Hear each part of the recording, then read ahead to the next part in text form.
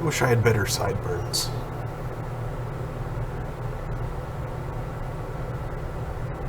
Actually, those don't look as bad as I feared.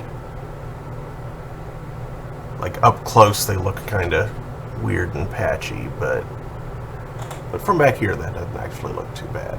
It's just when I turn and face the camera and they're, like, all sparsely sticking out, I don't like that.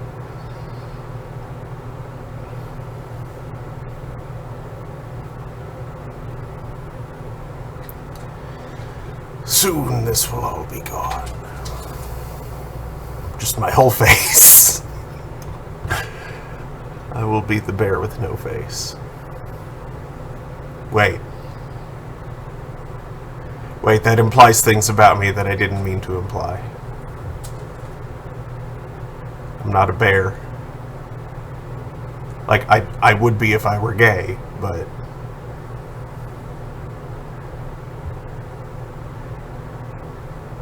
yeah. Okay. Herp-a-derp. What is this alert?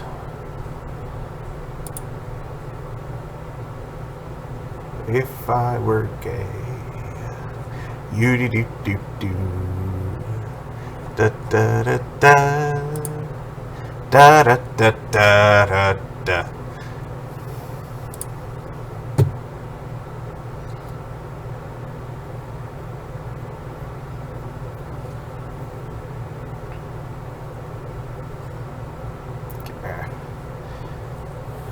Oh dear. I tried to dust my screen a bit earlier, but so much that was just so much of my screen was dark I couldn't tell what exactly was dusty, and now that there's something light on it, I can see all the dust that I left.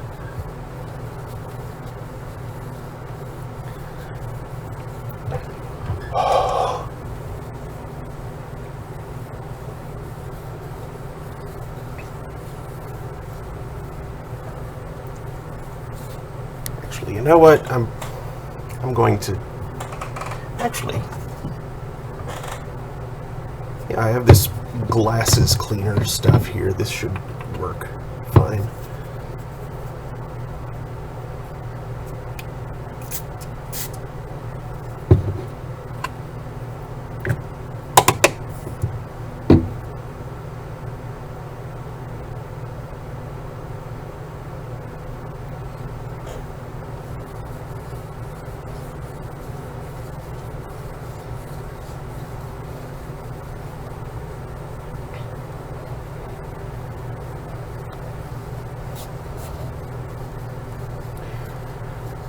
I should have done more of this before the stream started, especially since my camera sits atop my monitor, so it's just shaking and bouncing now.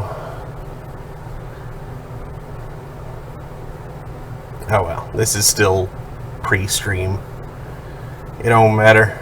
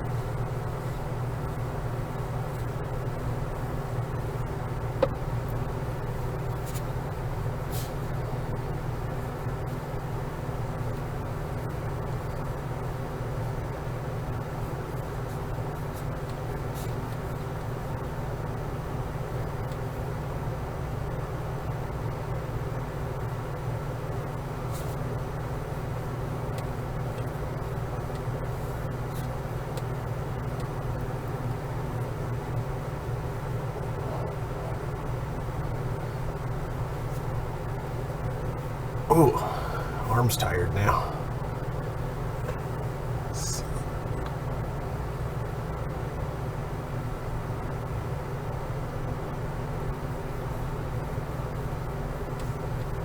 Oops.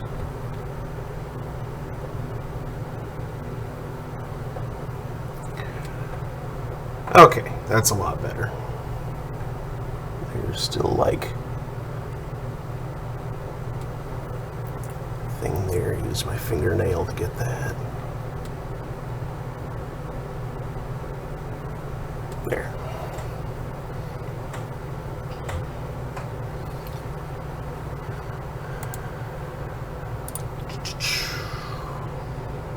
It's probably about time now. About that time.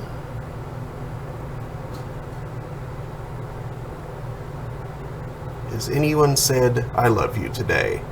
Not today.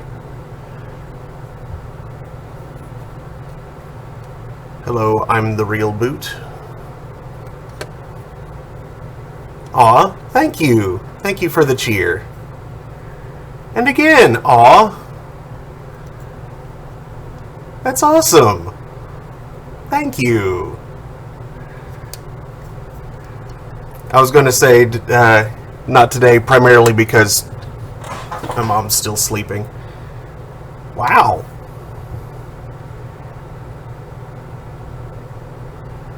You're so generous. Thank you. Aw, melts my heart.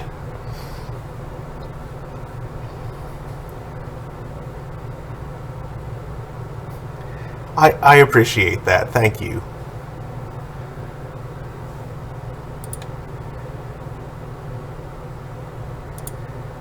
And that seems like a good time to do the intro. Hello, Internet. It is 2:09 p.m. on Friday, August 13th, 2021. I'm Mark Amsrai, DJ Amstrack, and I am holding court here on the Throne of Games.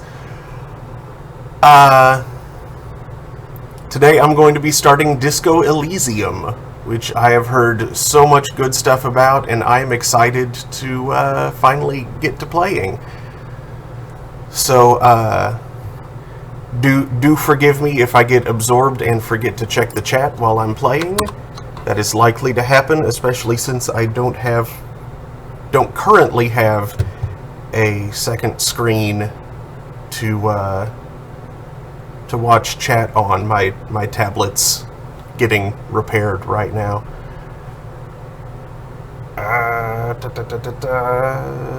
Yeah. Let's hop over there and do the thing.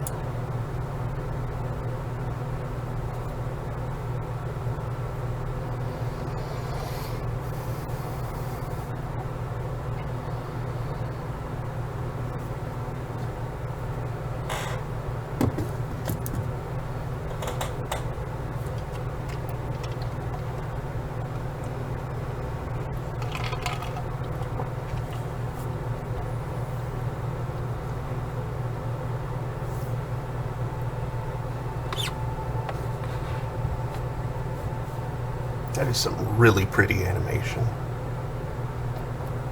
Just, oh, look at that. Gorgeous. Alright. English and English.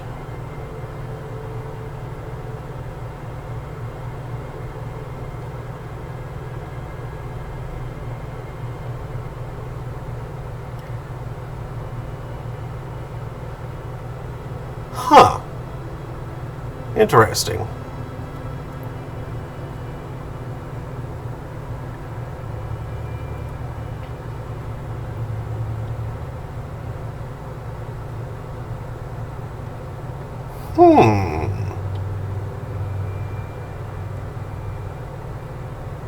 Okay. Sure, let's do that. I didn't realize that was even a thing. I don't think I'll do polls, but I am going to, just because I do like to properly roleplay this sort of thing rather than be chaotic Twitch plays Pokemon kind of energy. Let's see here. Twitch token.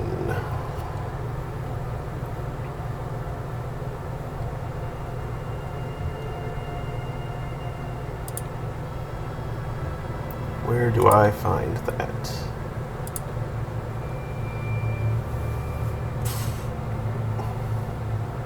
Is this it?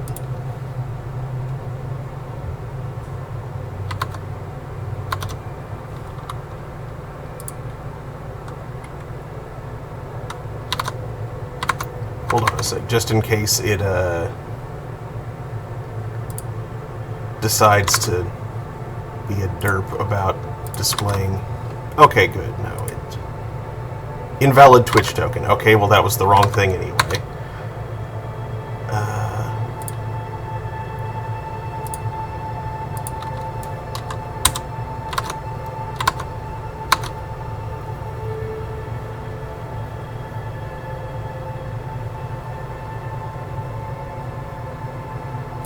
Is it under content?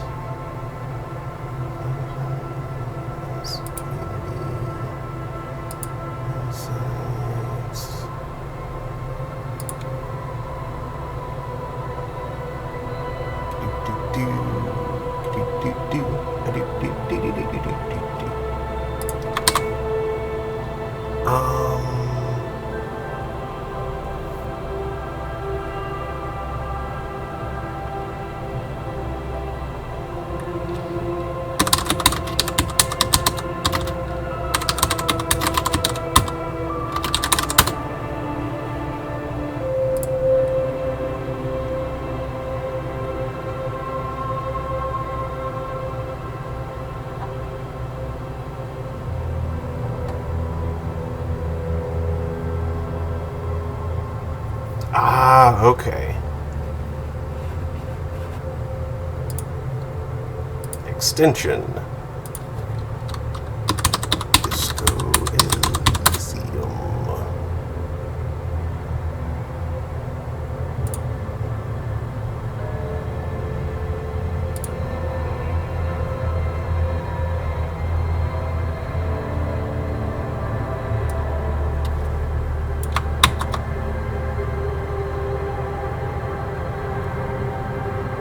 Thank you, I'm the real boot.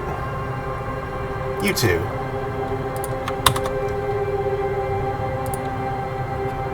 There we are. Okay.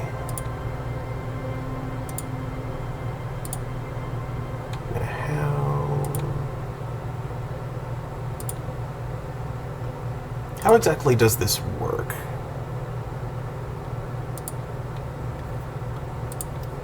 I'm gonna go take a look at my stream and see how this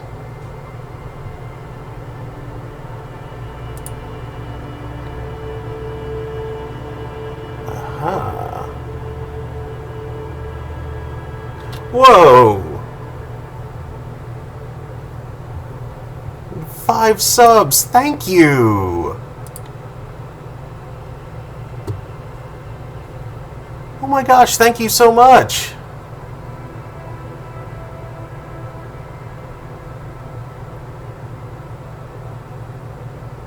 All y'all enjoy those subs?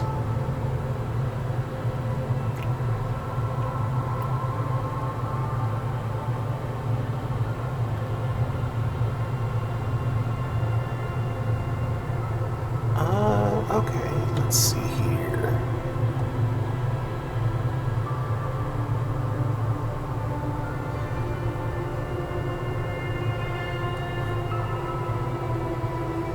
All right.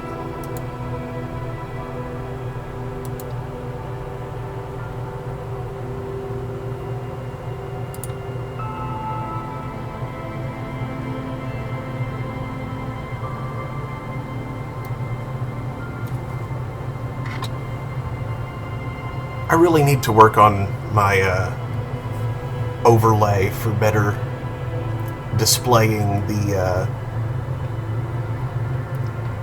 stuff in the sidebar over there on the far side of the screen.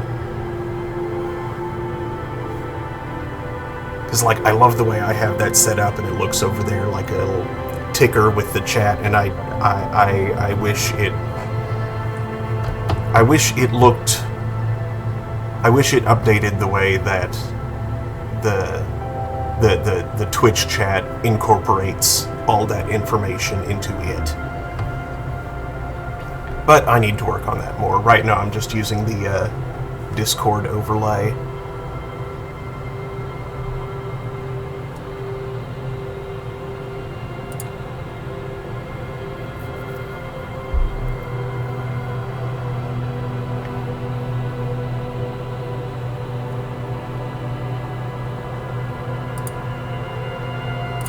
Let's put a little bit of anti-aliasing on it.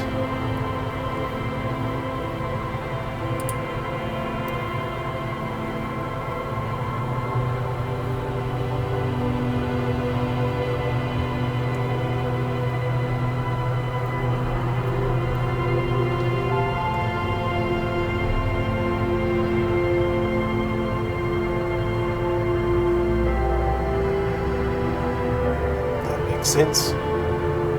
Alright. New game.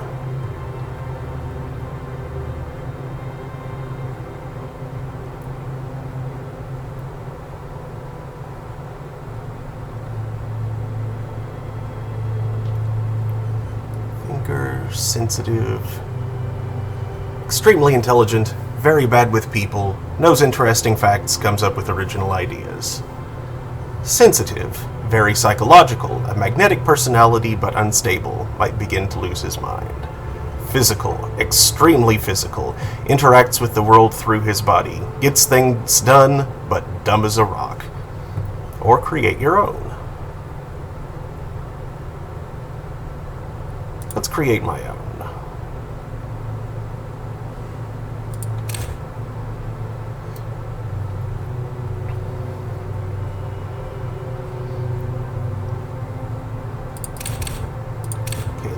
Start with everything base level.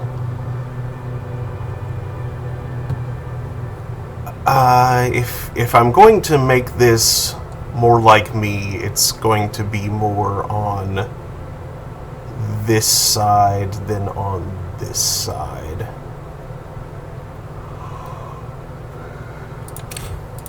So let's start with those.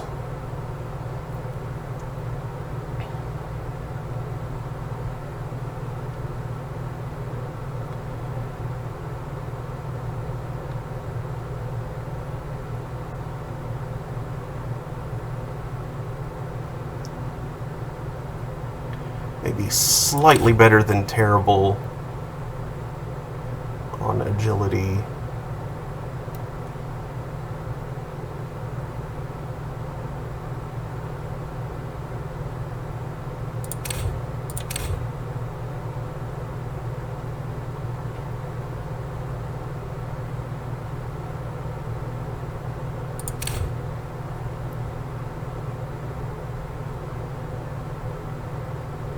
Yeah. Let's try that.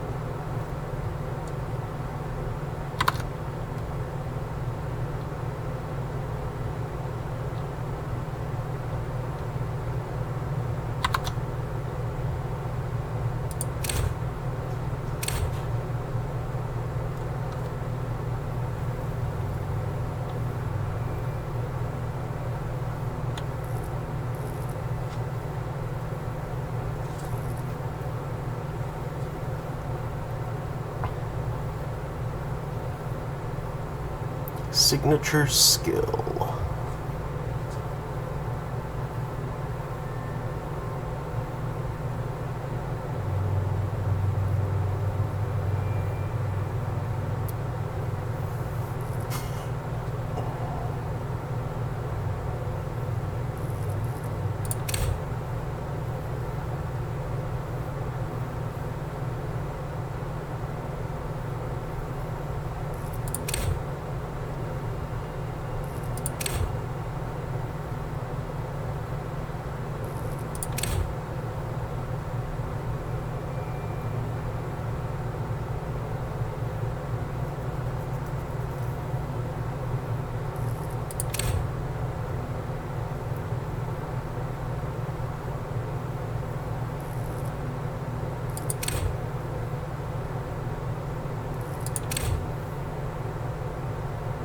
I like the sound of encyclopedia, but let's see what the rest of these are. Keep your morale up.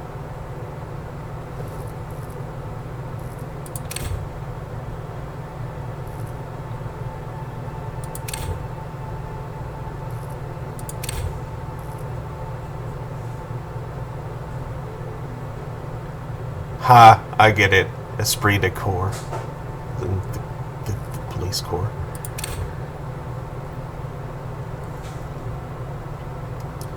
That sounds fun, but does not sound me.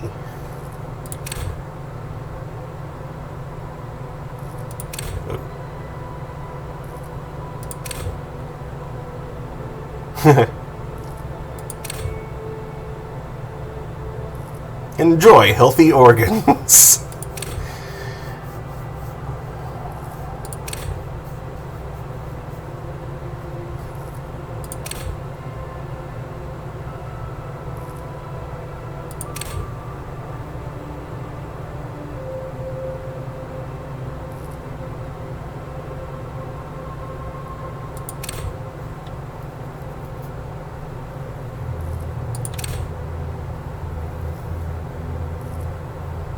Stun with immense panache.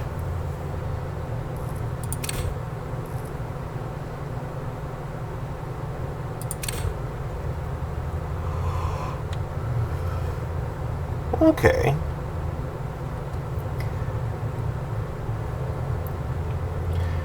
Well, there's definitely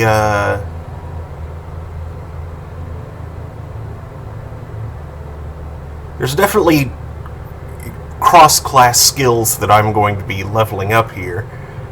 But, yeah, I think I'm going to keep Encyclopedia as my signature skill.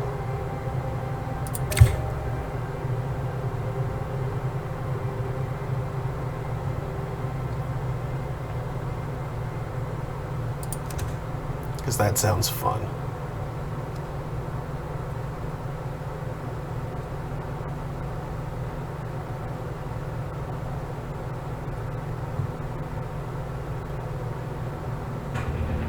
Furies are at home in the mirror. It is their address. Even the clearest water, deep enough something, I missed it.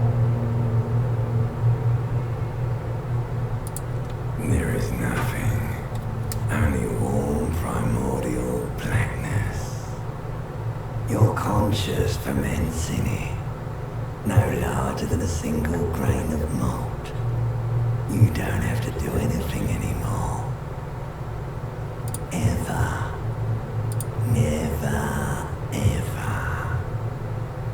Ever, ever, ever? Never, ever, ever, baby. Okay. An inordinate amount of time passing. It is only void of struggle. No ex-wives are contained within it. What was that about the X something? An awareness creeps up on you. A mass lies hidden in your dead angle, soaking in some lurid acidic sauce. It's bloated and shameful, full of meat surrounding you. This is a terrible line of questioning, and it will only lead to more awareness of the meat thing. Not the meat thing. No, I wanted to know about the X something. Ex-love. Ex-tenderness. It is foolish of you to resurface to the loss. Not after all the damage you've suffered to get here. Some of it irreversible. Stay. Sail with me through the abyss of pelagic zone.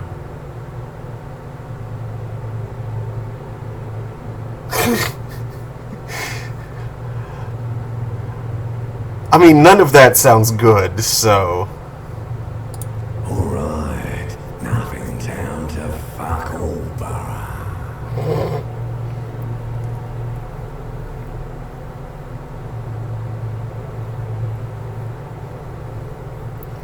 Look, there's I am tired of being this type of animal, and who gives a shit? Not you. Your days of giving a shit and being that type of animal are over.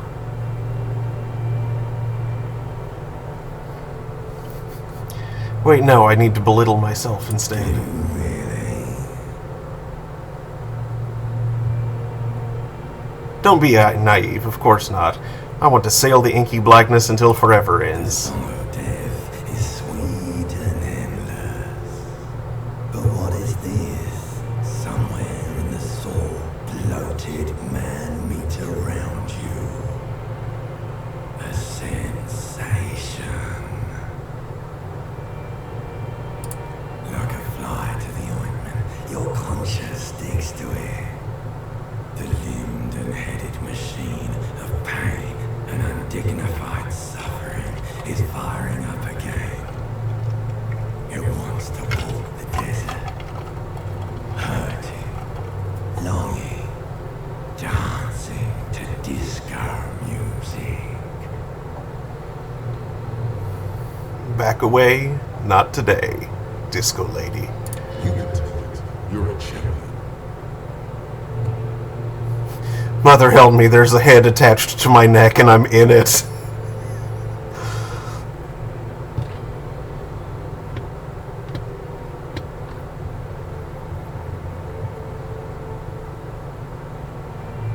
The stench of liquor rises from your mouth, and with it, an ungodly headache. Who am I? What sort of creature does this to their own mouth? A fiery streak penetrates your skull, trying to force your eyes open. It's a sound, a clarion call from hell.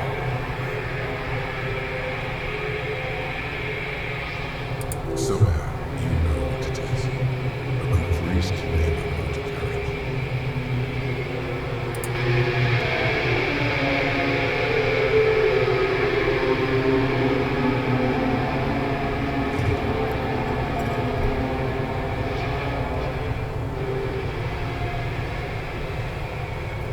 Yeah, I just face down in my underwear.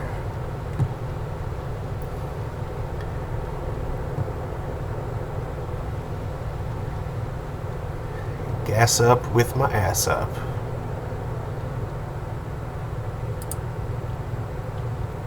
The window stands broken in its frame. Cold wind blows in.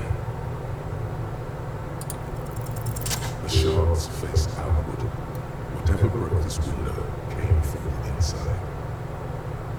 A fine web of scarring covers the back of your right hand, but none of it is recent. More likely a projectile than a real object. There are no fragments on the floor from pulling the tool back in after impact. It is too large for a bullet, yet too small for a piece of furniture. You're looking for something heavy and larger than your fist. I like this sort of interaction already. Forgive me a moment. I need more drink.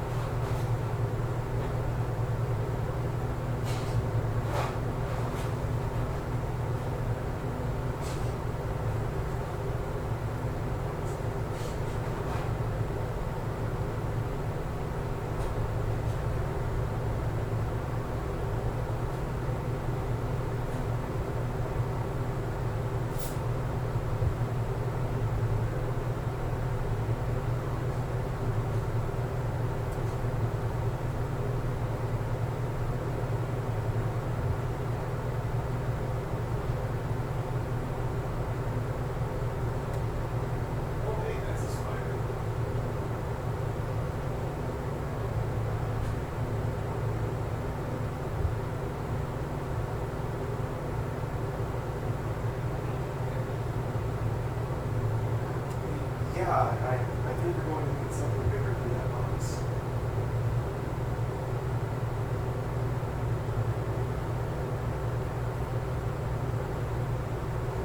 It's a wolfie, it's just running on the wall between the bowl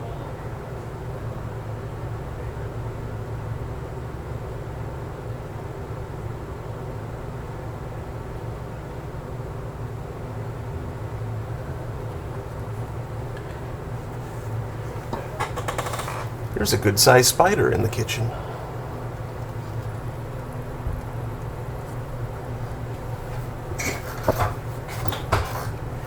Daniel is trying to capture it now, so we can release it outside.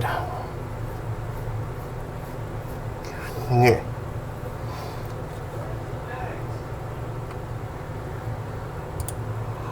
Like the green shoe that's on the hat rack in the corner, which, coincidentally, is missing its friend. Oops. Why'd I throw my shoe out the window? Through the window. Congratulations. You smashed the window with your So own my shoe. attempts to get the spinner into the box resulted in it dropping it into the bag like a weirdo. You could still find the other on the balcony outside. The door to it should be outside of you.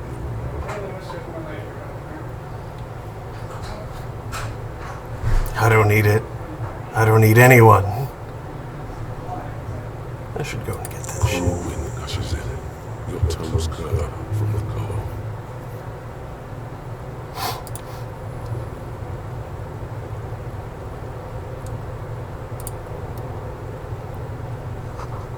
This magnum-sized bottle of Commodore Red is empty.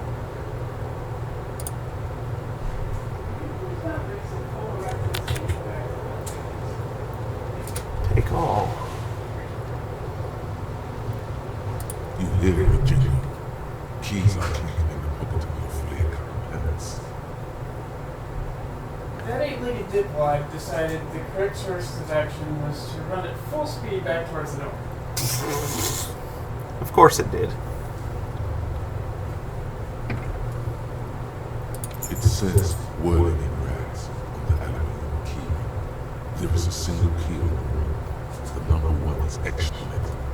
It should open the door.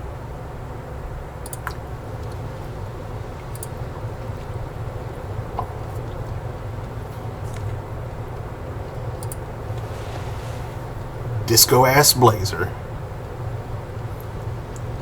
Gross, an ass blazer.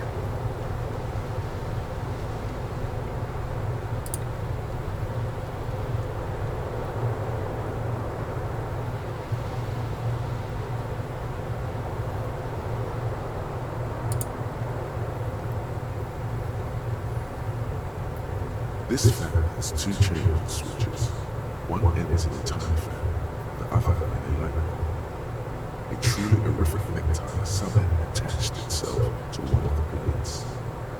Or has it been consigned there as punishment? You feel as though this creature is your friend and wants to reattach itself to your neck so that you may continue your adventures together in this strange world.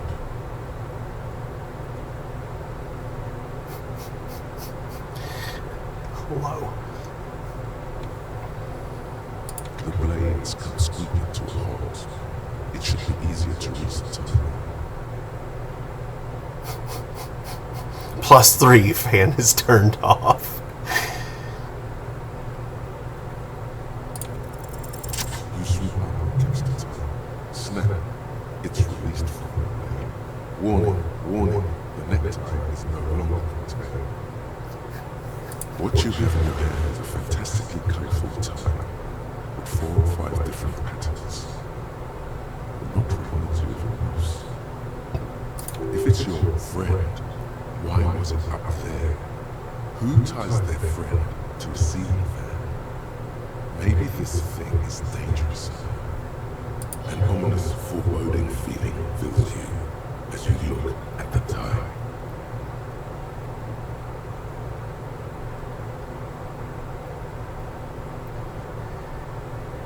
The switch must be broken because nothing happens. The air in the room is starting to feel like vaporized urine. Lovely.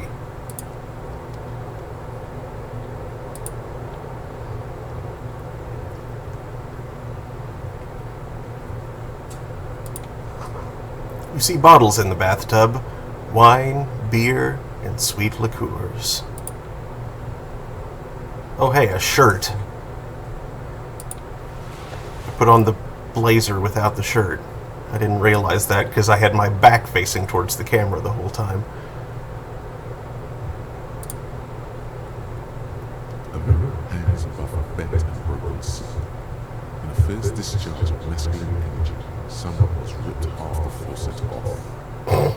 Hot water sprays from the base, and steam covers the room. You cannot see yourself, just the outline of a man. Suddenly, you realize you have no memory of the face that awaits you there. Only self-fulfilling. Really? Really, all recollection of the person you are, the people in your life, even the world you're in, has drowned in the sea of blood alcohol. This was no midnight of drinking. It was a deluge of world-ending proportions. As you slowly reach your hand towards the surface of the room. Abort, you clearly have not thought this through. You won't like what you see there, and you will never unbecome it. Yeah, there is definitely something wrong with it. What? What's wrong? Where to even begin? There is the bloatedness, then the swollenness. It's like there's an upholstery of alcohol underneath your skin.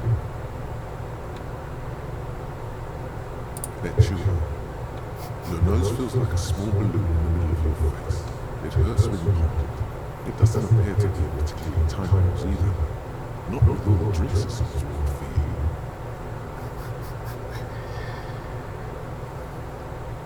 It's not. It's swollen and snail-like, wriggling between your fingers. Really?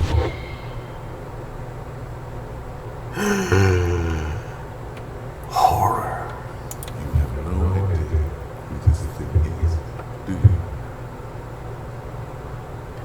This is the face of a late-stage alcoholic. Too late. You clearly have remembered to see your face. Or wait, is that an expression? Are you trying to make an expression on that face? Why? I'm not making it, the face is making itself. Please stop. It's horrible. You're scaring yourself. No. You can't, can you? It's like it's not even voluntary. You've worn that grin to your face, and now it won't come off. What does it even mean? What is the image trying to convey? I think it's supposed to look suggestive. I'm afraid it's meant for the ladies.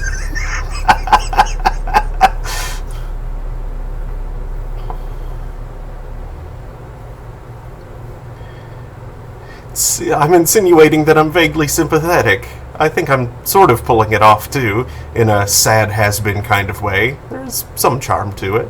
There might have been 10 years ago. It's little more than a cadaverous spasm.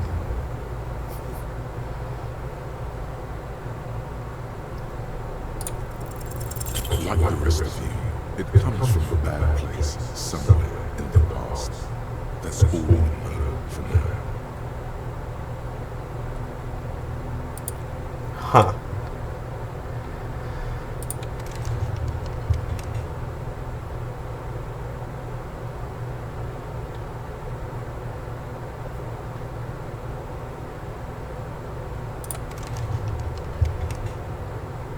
Nothing? Okay.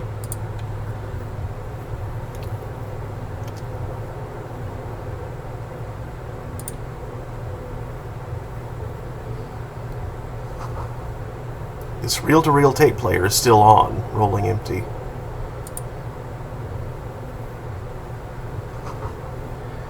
Looks like someone tore out the tape while the song was playing. Was it me? Did I do that? Green shoe, left foot. Green foot, left shoe.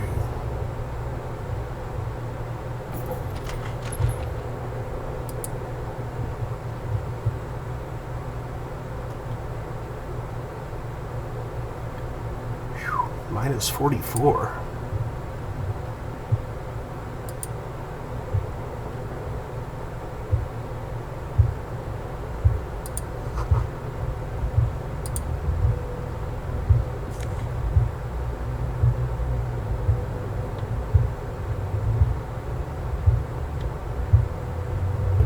No, that's probably a tip. I shouldn't.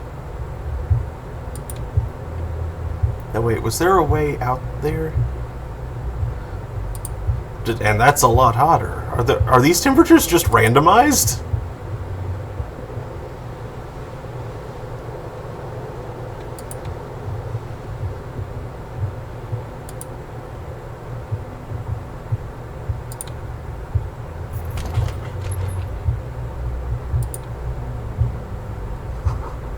Calendar says it's March. The year is 51. Hello, officer. The young woman raises a cigarette to her lips. No. She seems perplexed by your question. There's only one solution to this. You're a businessman. Because you're a police officer, sir.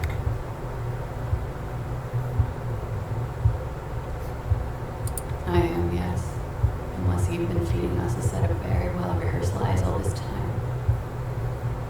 All this time? You've been here for 3 days. On official police business, no less. And what business is that? I couldn't say. In truth, so far, mostly drinking.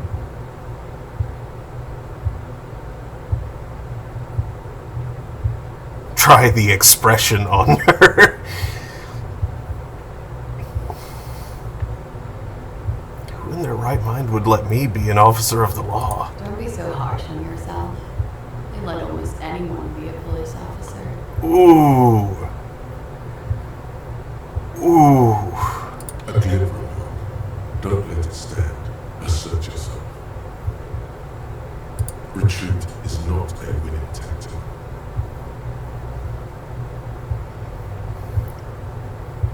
Could it be because of the drinking? She raises an eyebrow. The cigarette sizzles. I should be Of going. course.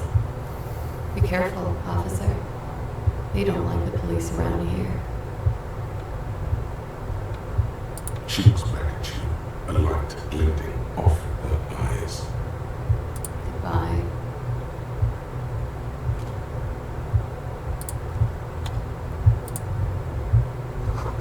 Looks like she left a nice long stub in the ashtray. It's still smoking.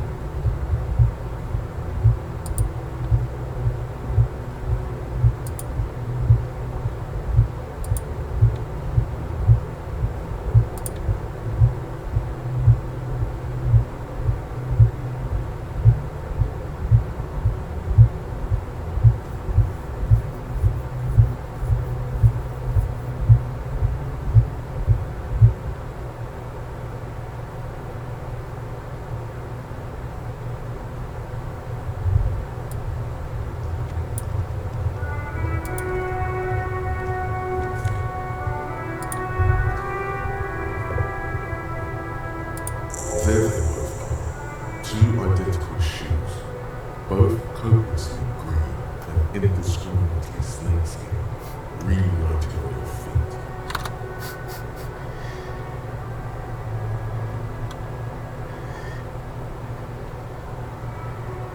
Yeah, but not. The bar's pretty low. Clearly. Like two baby crocodiles.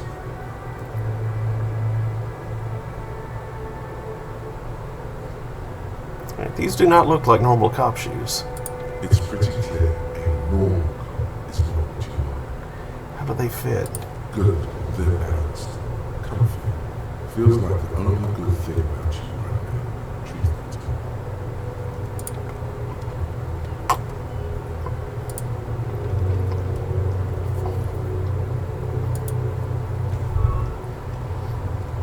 Whirling something.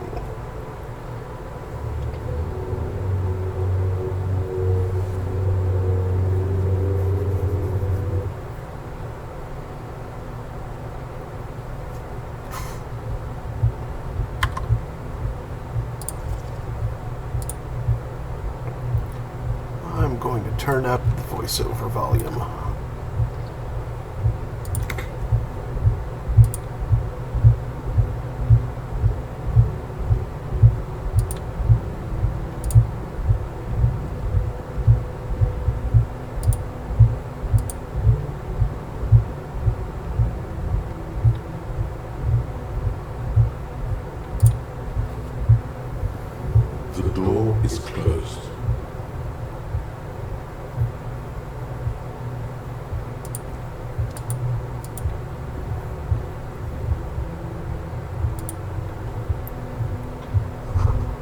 This is the weekend edition of the satirical newspaper Trompe le Monde. Nothing on the front page rings a bell. Strange.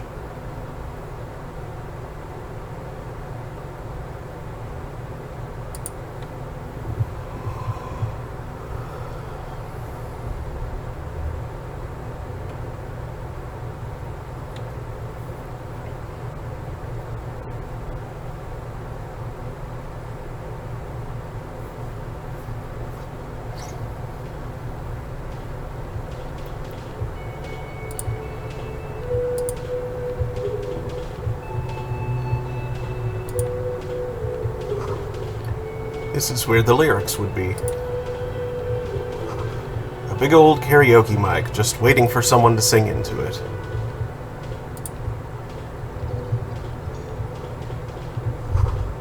The speaker is connected to the radio.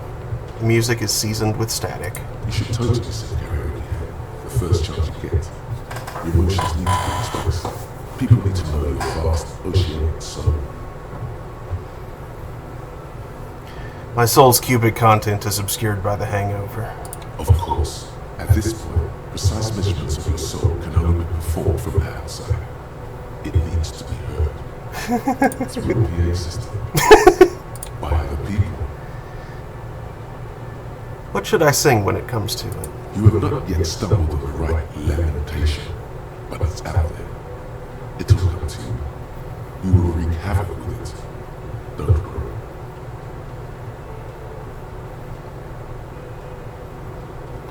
Lamentation sounds good. You'll really get a gauge on my soul with that. Serve them right. Wipe that smirk off their face with your sad, tragic soul. Who's laughing now? No. You have to find something tragic to sing first, though.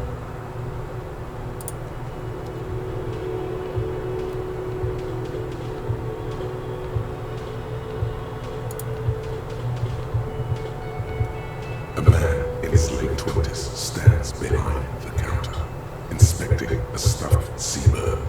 As you approach, he gives you a sideways glance, then looks down again.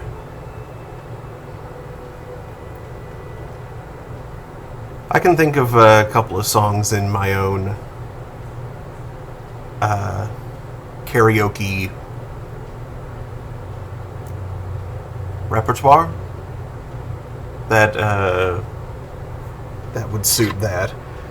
And there's even a couple in particular that this particular background track is putting me in a mind to sing right now.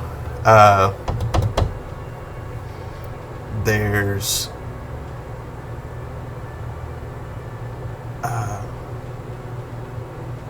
the Smiths, How Soon Is Now, I think is the name of the song.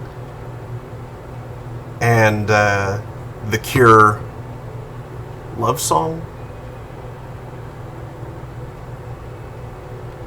I am not 100% confident on either of those titles, but those are the ones. There's also a very tragic song that doesn't really suit the mood here at all, but that being Sam Stone.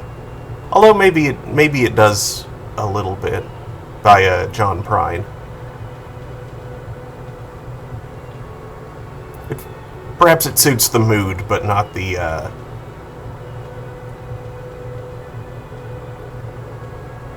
aesthetic. That was disdain in his eyes. Even now he's purposely ignoring you. Look at the stuffed bird. A competent work of taxidermy. The white and brown seabird lies among piles of coasters and drying mounds. One of its wings broken. The man is trying to mend it.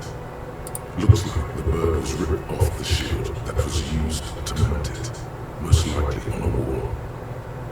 This is the Great Scuba. The seabird is the symbol for the discovery of the Insulindian Isola, the part of the world you are in right now. Something about it makes you feel bitter.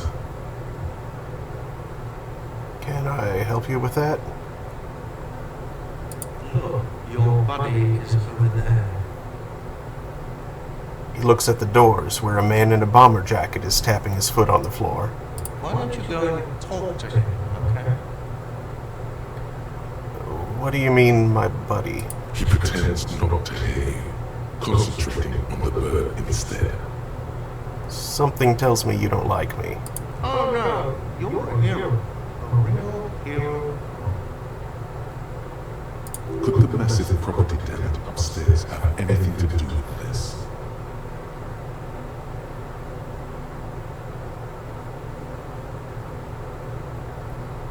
You're being sarcastic. Come on. What did you ride in? Take the body down, solve the murder, and not trash my hostel room?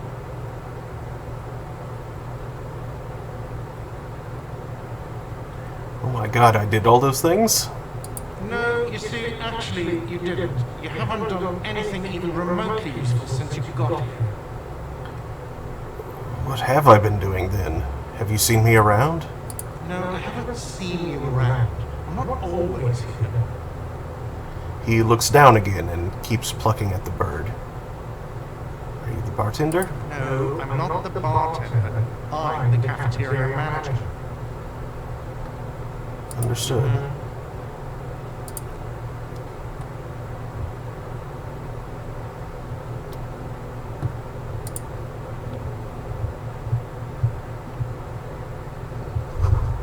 The menu has been wiped clean. Only the word Monday is written on it.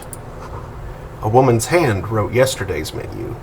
Today's starts in a man's handwriting. Interesting. This is a water cooler. A large bubble is rising to the surface.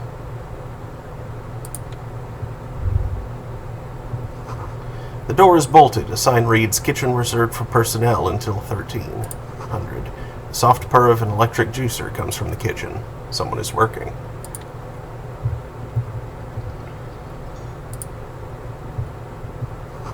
A sign reads, "Mess hall reserved for union members. Doors open 1600.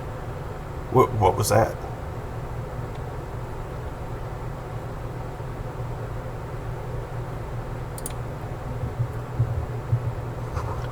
This royal pinball machine is unplugged. Hello, sweetie. The cryptozoologist's wife. Interesting. You shouldn't be your colleague waiting. She nods towards the man in the orange bomber jacket. Oh, but wait, he shall.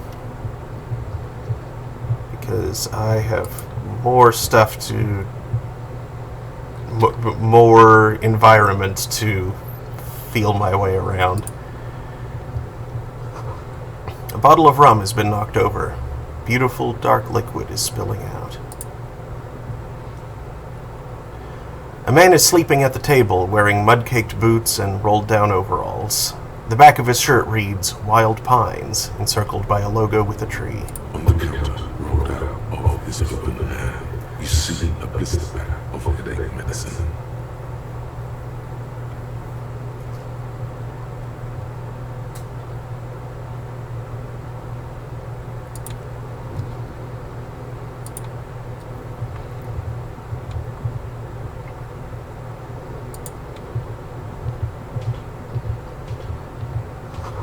Summer door closed for the winter. Okay.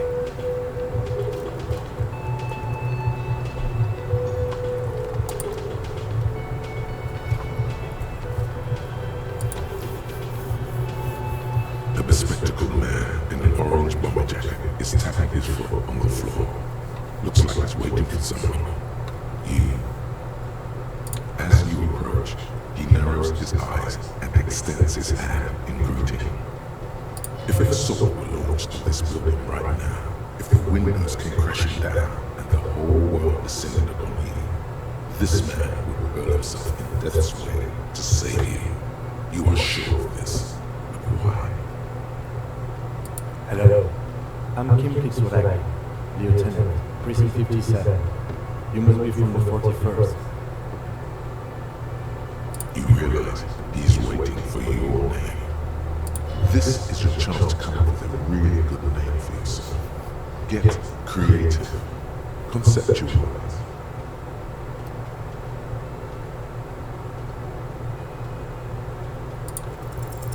Concentration makes you squint your eyes. Your name should be deep gold and orange, like a forest fire looming on the horizon, but mixed with the stench of liquor rising from your breath. You're 2 steps closer to it, but there are still many to go.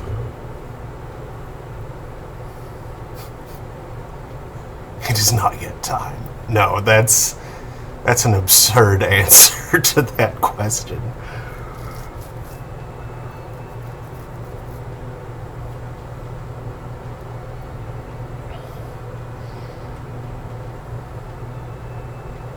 Okay. He processes the information, then disregards it. It looks like we had a little scheduling error on Sunday. Saturday too, actually. Have you had time to talk to the manager here? What he means is, he has been trying to meet up with you for 2 days, but you have been otherwise occupied.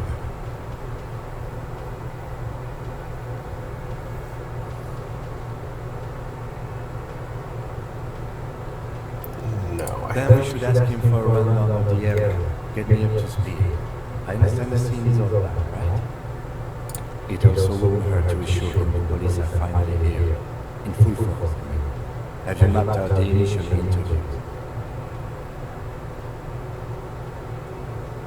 Yes, the police. I'm aware I'm a policeman.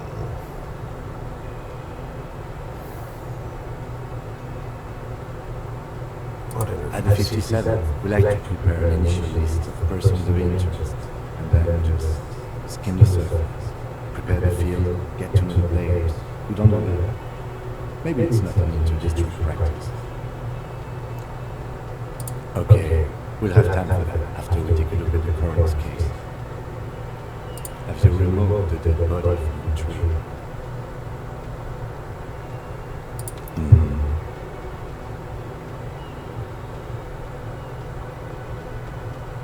So, the body is still in the tree. This is the first time you detect a weariness in the lieutenant's voice. It is obvious you would have preferred for the body to no longer be in the tree. I mean, wouldn't we all? Where it has been hanging for 7 days straight. We should go there as soon as we are done talking to the owner. I can't remember anything. I can see you drank last night and the night before, and that you are still drunk now. But I have seen officers go through worse. Much worse. Really? If you need something for your headache, there is a general store nearby. But as I say, the dead body should be on the #1 concern. Talk to the manager. Then we will go back and take the body down. How can you be so sure I'm from the police? I was sent here to meet a detective from Precinct 41. You have the insignia of the Citizens Militia on your sleeve and on your back. I suppose you could be impersonating him. You could have gotten the insignia from the black market or forged it. But for now, I'm going to set those possibilities aside. I'm not from the Inspector General. Inspector General means internal affairs. What he's saying is, he's not from the rat squad and isn't supposed to suspect such things. Yes, but I'm not that. I'm from criminal investigation. You said insignia, these white rectangles, you mean? Yes. But they're just white rectangles. They are not just white rectangles. They bear a halogen watermark with the letters RCA and a pattern resembling the street grid of the National West. Huh. I would ask you to step into the headlights of my motor carriage, but again, it's none of my concern. I just need you to do your job. Shouldn't I have a badge or something? You mean you don't have a badge? It was not on me when I woke up. Losing your identification card is a serious matter. My vehicle has a shortwave. You can use it to report your badge missing. I would advise you to locate it as quickly as possible. But getting the body down should still take precedence. Let's To go. you, officer. Lieutenant Kitsuragi is now in your party. You can talk to him whenever by interacting with him. Alright.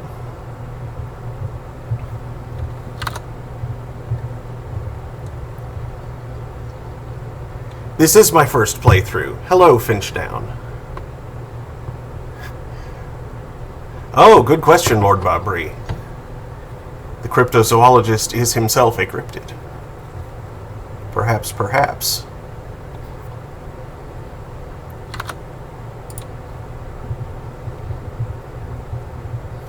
The man with the unimpressive beard notices you approaching. He drops the ledger he was holding and turns to the lieutenant.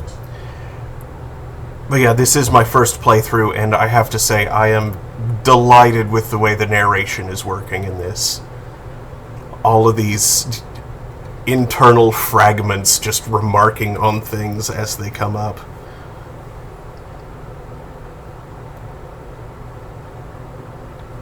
Mr. Gart, right? You run this place. Yes. He responds tersely. I am Kim Kitsuragi from Precinct 57. This is an inter-district investigation, so joining me from Precinct 41. I'm currently in between names. Wait, what is golden orange like a forest fire, but smells like liquor?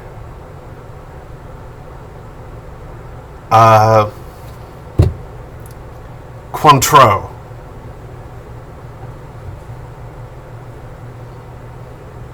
Perhaps.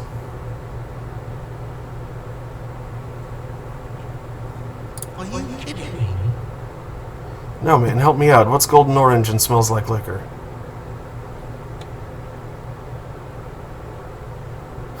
It's you. It's obviously you. You smell like liquor. And you're orange.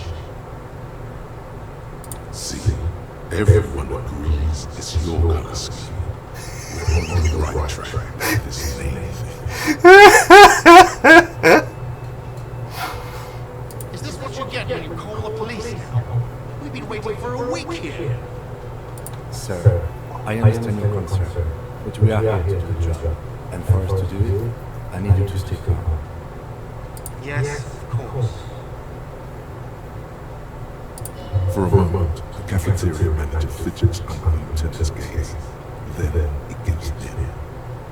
I know it took us a while to arrive at the scene, but it also took you a while to call us. It was you who placed the call, correct? No, I haven't just got here. It was probably Sylvie who called you. She usually works the phone. I'm only temporarily taking her duties. Do you have her number? As a matter of fact, I do. He looks behind a pile of coasters, finds a slip of paper, and hands it to the lieutenant. You said you just got here. From where? Are you alone? What? Martinez? No. Island Jam. I only sometimes come here to keep an eye on the place. This is just one of the many cafeterias I manage. But you still know your way around, yes? In case you need directions. Yes, I know where some things are, but as I said, I don't live here. I just used to work here. And I'm not going to start working here again, if that's what you think. I didn't imply that. Detective. He probably means this is where you step in and ask your questions. Right then, questions. I got this. His face expresses profound doubt in your having this. Behind this building, there's a courtyard. They hoisted him up on a tree there. And how do we get there then? That's easy. See that door there? First you exit through that. Then to your right, you should see a big hole in the fence. A really big one. You can get to the courtyard through there. No need for the keys. The hole is big enough for the Franco-Nigerian cavalry to fit through. Does he want you to feel guilty of making that hole? It's implied in his voice. you killed him. know who killed him. I'm not the police. That's your job. Did you kill him? What are you, crazy? Of course I didn't kill him. Why did Sylvie go away? She went away because none of your business. Have they not been telling you you're a cop? Am I not a cop? Everything is my business. Okay, you got me. She went away because of the dead body out back. Because I lost her. That's why Sylvie went away. I appreciate it. Thank you. The lieutenant says. He opens his little notebook at the cover. The number is safely tucked away in a small pocket. I asked an employee out. She didn't want to come, but felt obliged to. I did. Now, what is so goddamn fascinating about that for you? It's got nothing to do with the lynching.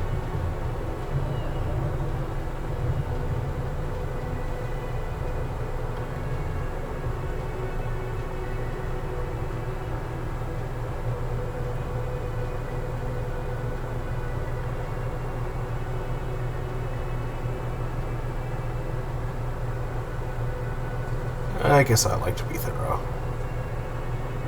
Good for you. Was there something else?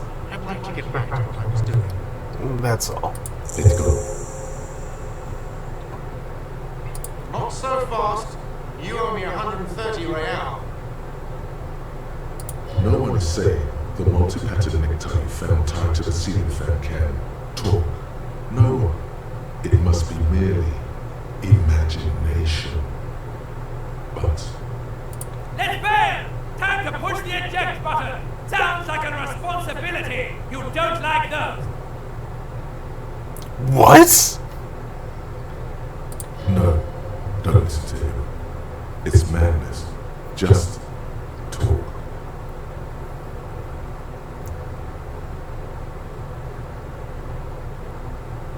Oh, excuse me. You owe me 130 real. He pronounces the R with a mock aristocratic accent. The IIR, or Inter-Isolary Real, is the global reserve currency. Whatever part of the world you're in right now, it's safe to assume he means you owe him some money. Oh, I understand. You mean I owe you money. Wow, you're a genius. Yes, that's right. Money. You owe this establishment 130 real. He points to the red ledger on the counter. Who does that clown think he is? Arrest him! But what exactly is money? Did I just hear my tie speak to me twice? No one is saying that! No one is saying that Ty can talk! That would be ludicrous! It's just that you should arrest him! It would be wiser! He wants to take your money!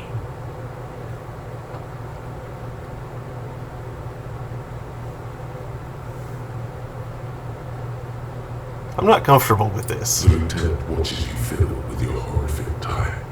Sweat stains forming under your armpits. He puts his hand on your shoulder. If you don't have the money, it's okay. None of us are in these for wages. That's code for I haven't offered to pay because I don't have any money either. What do I owe this place for? Let's see. 3 nights at the tower for 20 real comes to 60 real. Then there's the window you annihilated. The hole in the window was the first thing I saw when I came to work. So don't try to tell me you didn't. That will be 40 real in damages. Another thing you've annihilated is half the bar. You've run a town of 30 real. Actually more, but we'll round it down to 30 for your hard work maintaining the stability and order of Revolution. That's 60 plus 40 plus 30 equals 130 real. And yes, real is still money. I don't want to arrest the guy. That's absurd. But that response just feels like such a, forgive the term, cop-out as well. What are you, a philosopher? Since I woke up, I have trouble remembering even the most basic concepts of reality. Money is what grown-up people use to pay for things. Things like this hostel room or 8 bottles of men and 9 packs of royal history. We use it for everything,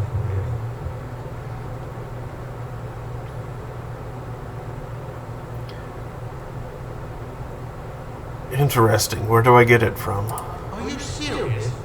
From your work? I don't know. You can take bribes, I guess. I'm sorry. I don't think cops can take bribes. Some do take recompense, but only to survive.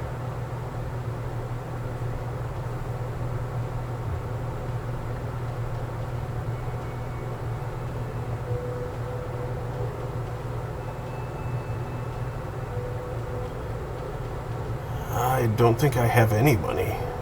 There's a shuffle of nylon as Lieutenant Kitsuragi looks for something in the pockets of his orange bomber. What happens now? I'm sorry, but he has to marry. I can't let him stay here any longer if he doesn't. If he doesn't have the money by tonight, then... Officer, maybe you are better off working this from home now. You live in General, right? It's not that far away.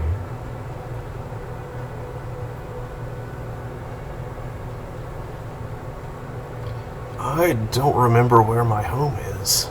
Officer, you really need to take this up with your station. I have a shortwave radio in my car. Call them, ask for assistance. We have to get this investigation started now. Good luck.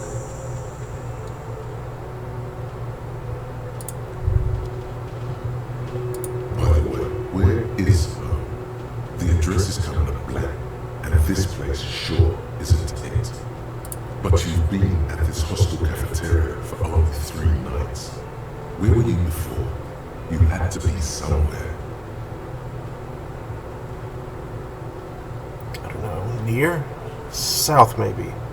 You don't really know, do you? I don't. Does this mean I'm homeless? South, maybe. Doesn't sound like somewhere you could stay if you run out of money. Hobocop.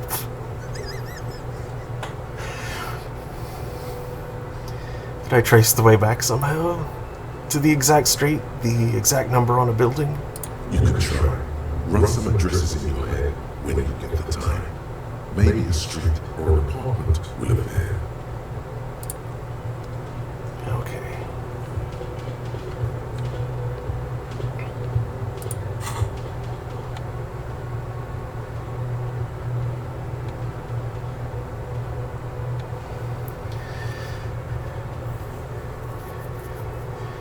Okay, down in the bottom right corner,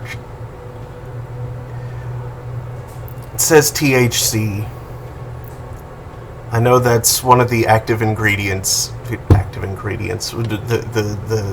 one of the active chemicals in marijuana. But for some reason, my brain interpreted it as thick. And that doesn't even make sense in context.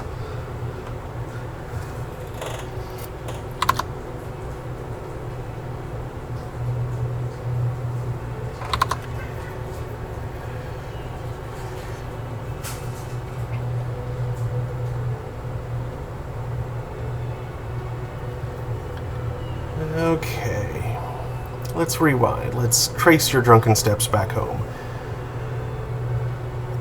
Jump across the raised channel bridge southwest of here, fall over, get up, get off the asphalt in 20 minutes, shuffle your feet through courtyards, scaring little children, go under the great raised motor track to the 881 until you reach Le Domaine Eminent in North Jamrock. The streets are frozen this time of year, caked with ice. Walk down Main to Perdition. There's a side alley there, and your footprints in the mud. Well, I should, yeah. When you have time, it said, so I should, go deal with the body while I'm here.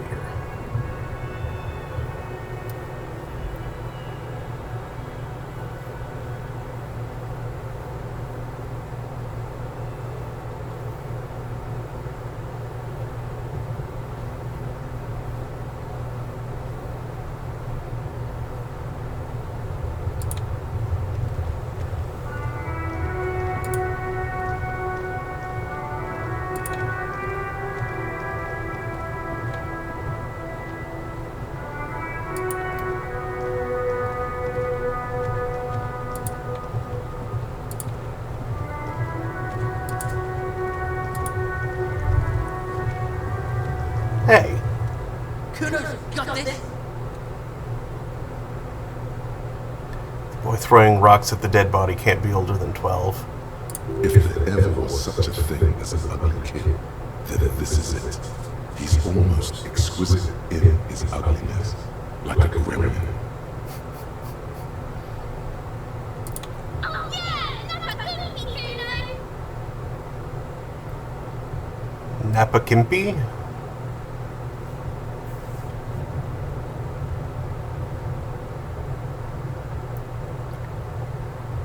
Hey kid, a word, police business.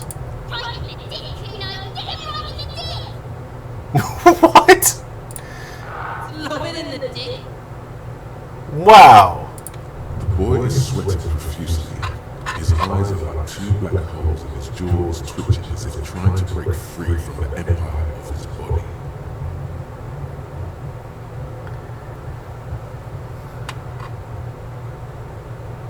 Hold on, what does that mean?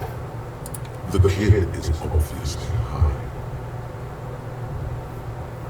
Stop using slurs at my crime scene. That's not how we do it. Can't talk, pig. Shit's coming up strong. Throwing rocks. Shit coming up strong. That sounds good. Joyous, you should hang out with this kid and see what that juicy shit is all about.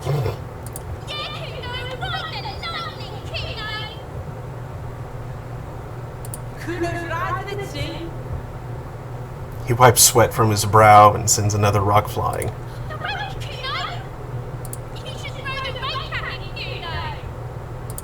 fuck does Kuno know what a rake is? Kuno's not a gardener.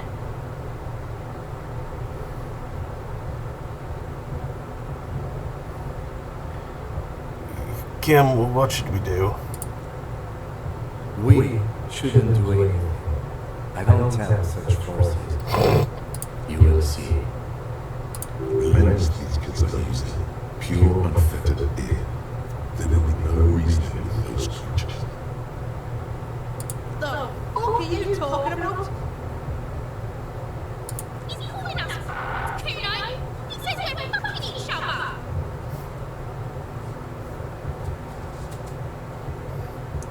What? Alright, entertain the Kuno. Show me what you got. What you got there? What you got, huh? Show me what you got. The body, what do you know about it? Shitload, pig. What's your question? Don't tell the pig shit, Kuno. Kim, help me out here. What do we want to know? If I were to want to waste my time, which I do not, I would ask them who he is, how he got there, and the usual.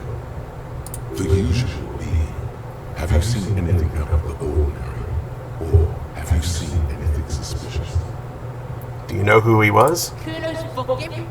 Kuno uses the fucking for target practice. He's trying to hide the fact that he doesn't know. I mean, who he was before he died. Kuno knows what you meant. Kuno's not a snake, that's all. Trying to make Kuno sing into the popo bowl. Do you know how it got up there? Probably climbed. Kuno was busy down the road when that shit went down. So you didn't see it happening. You heard Kuno. Kuno wasn't even in Martinez. Kuno wasn't in our show. Kuno wasn't regional. Where did you go then? I don't know. Some fucking Looks around trying to come up with something. Mexico, or I don't know, some other place. Night City. Kuno was in fucking Night City. There is no Night City anywhere. That sounds like the name of a city in some hot science fiction novel. Keep about the dead body. Kuno didn't smoke if that's what you mean. Thanks, Kuno. That's one name you can now cross off the list. Just a couple of pigs sniffing around in the dirt. That seems pretty fucking suspicious to Kuno. Yeah, you tell the faggoty, Kuno. Looks like you're a vagabond now, whatever that means. The suspicious question doesn't really work in antagonistic situations. You're testing Kuno's patience here. Get lost.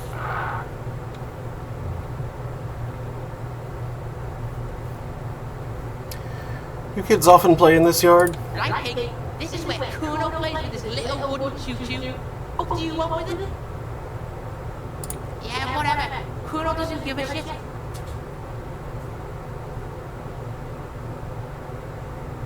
Who is Kuno? Kuno, Pig? It's always Kuno, never I. Clearly the kid's using the third person perspective as a shield.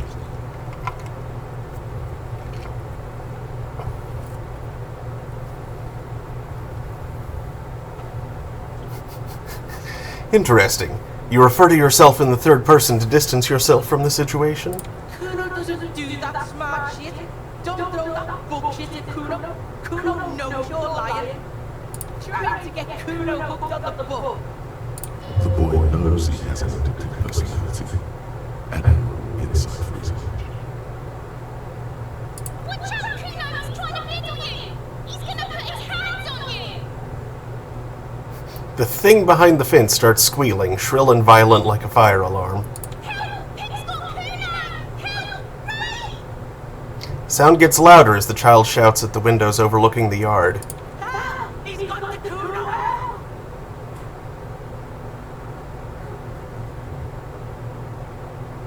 I'm just going to leave. Yeah? Get out of here before the Kuno beats the shit out of you.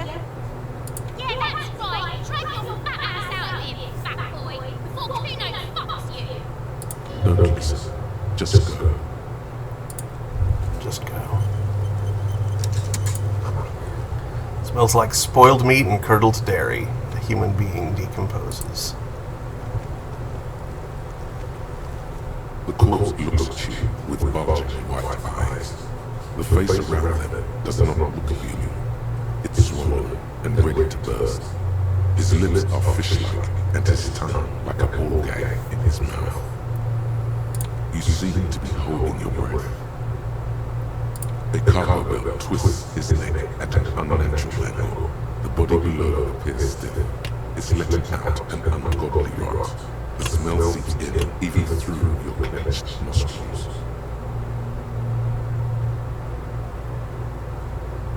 Yeah, that's not going to happen.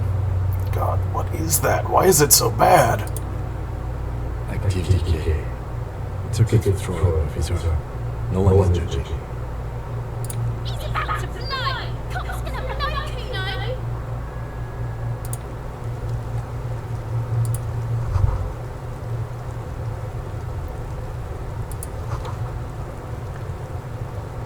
Wouldn't hold the weight of a grown man. Someone is trying to grow herbs in this greenhouse. There he still is, looking right through you with his white eyes. The body below is entirely dedicated to that corpse smell. Emitting it is all it does now. Yes?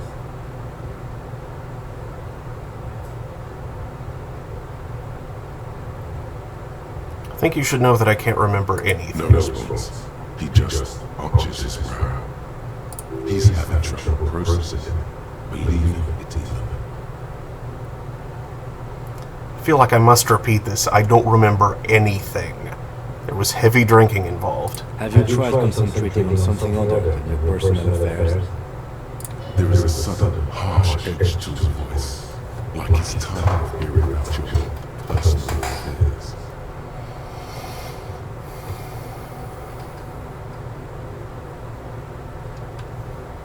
But I'm completely lacking in basic information about even this organization we're in. Can you help me? Fine. We should get through this day first. Off hours begin at 9 p.m. If you're still having trouble then, I can give you an orientation. Focus on other people's troubles, not your own. That is a relief. A moment passes. The lieutenant glances at the sports watch on his wrist.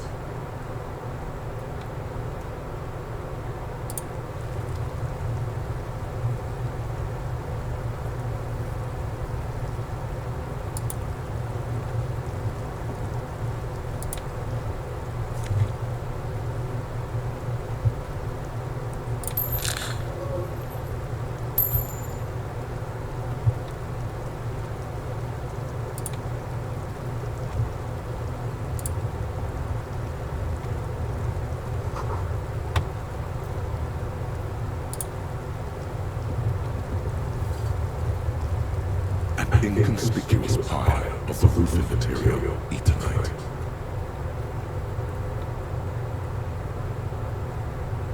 It's nothing. Someone just left some roofing material slanted against an old shack. Because there's a secret door hidden behind the panels of Eternite. That's why they're too orderly. Ah. There it is. You see a shadow to the door.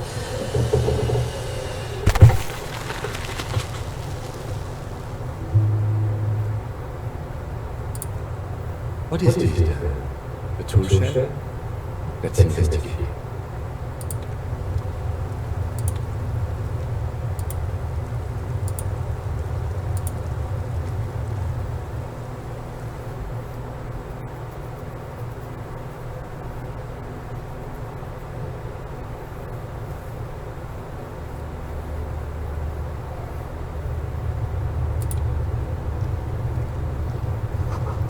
An empty tube of magnesium supplement. A silver plate with traces of bone yellow powder. Be still, my beating heart. It's amphetamine, sweet amphetamine. The lieutenant isn't studying the powder in the mirror. He's studying you. There's a good vague way to ask where he stands on drug use. Professionally, I mean. I wasn't thinking about taking it, I swear. I was thinking about justice. I've heard amphetamines make you a really good detective. Are you a really good detective?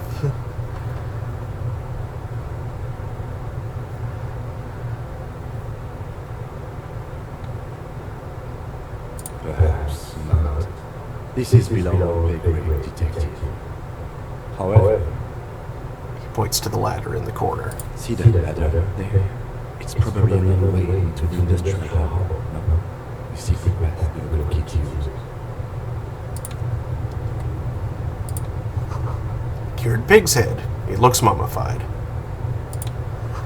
The poster says, "Get out of the way or get effed up."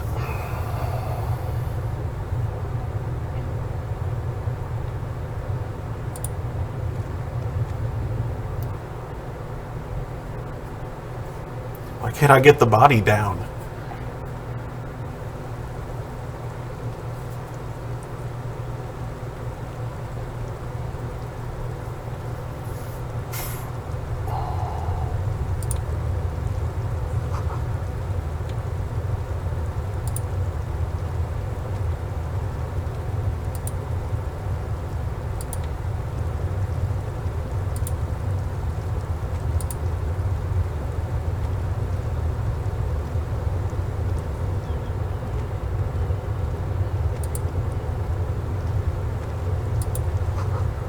This doorway is going to collapse soon. Restoration pillars keep the ruins together.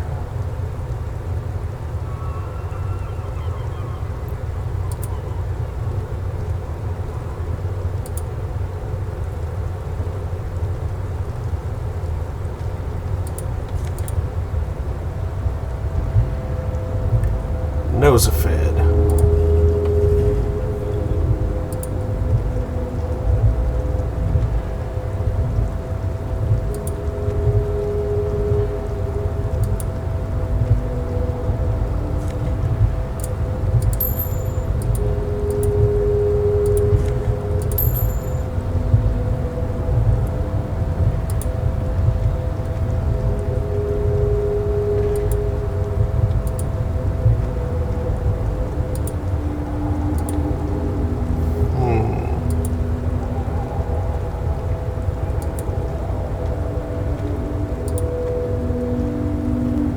Is it going to path Looks there? like someone left his tarpaulin cloak hanging on the railing again. Man down, a trooper has been left behind at enemy lines. You can swear it's more of an instinct than anything else, but you know it's a cop's cloak. yes, it's probably yours. Where's the RCM insignia? And you have a habit of being careless with your equipment. You could probably make the job. You look like you've done some track and field. Do I?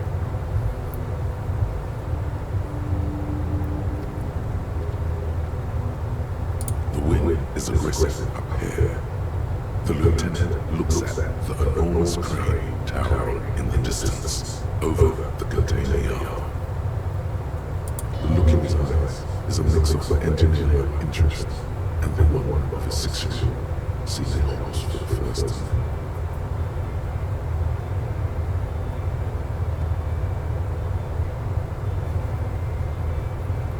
His eyes trace the crane's contour as if trying to memorize its majestic shape.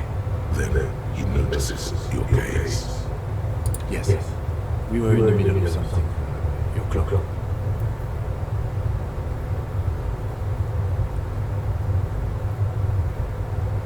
Really think this cloak is mine? Should I go for it? I do think it's yours, yes. As to whether you should go for it?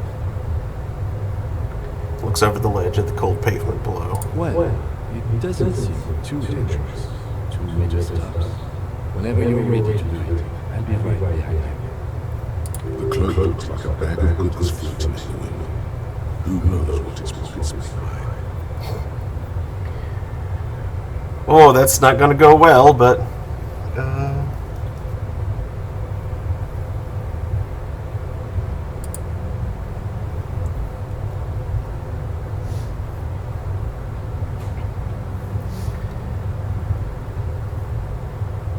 break an ankle.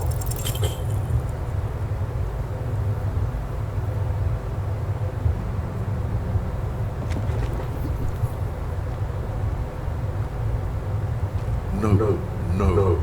That's still too high. What were you thinking? You're not a gymnast. You're a boxer. And you've climbed way too high up there. Those voices coming through on the audio, just a little bit stacked. Like echoey, like we're hearing them twice. Oh, yeah, that's probably because microphone. I'll see if positioning the mic differently It's can help with not that. horrible, but it's just to my ears. The accent is just different enough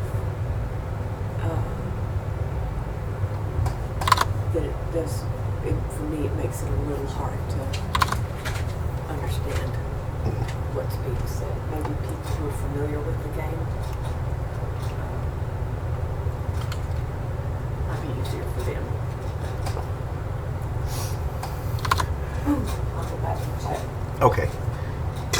The internet has ruined us.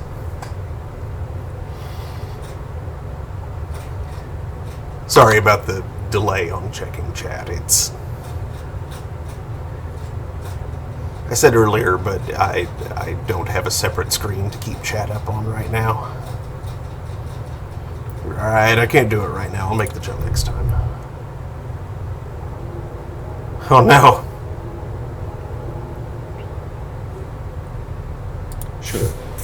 Just be careful, okay? Looks like you almost strained your muscle there.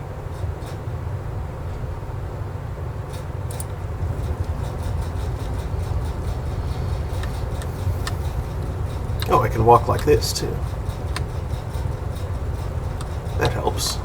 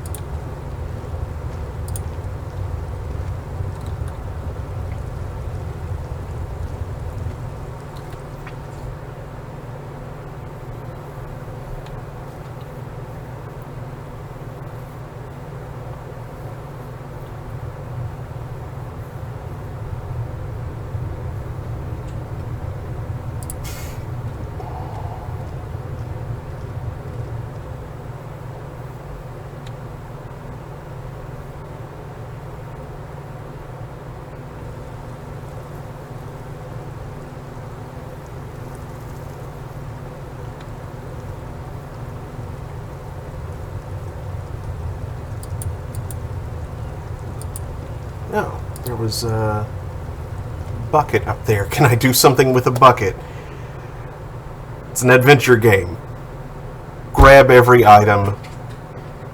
Use every item on every other item. Rub things together until you have a solution.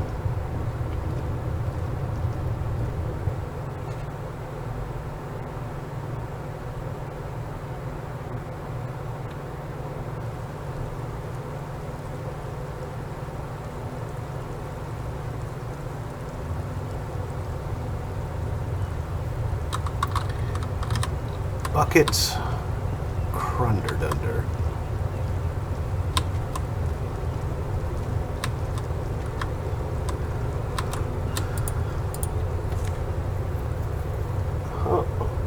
Postcard, Grand Couronne 37.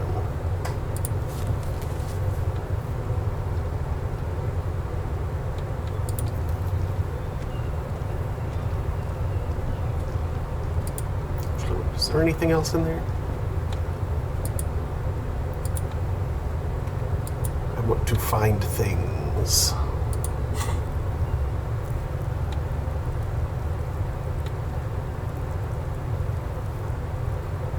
Do I have any skill points to spend?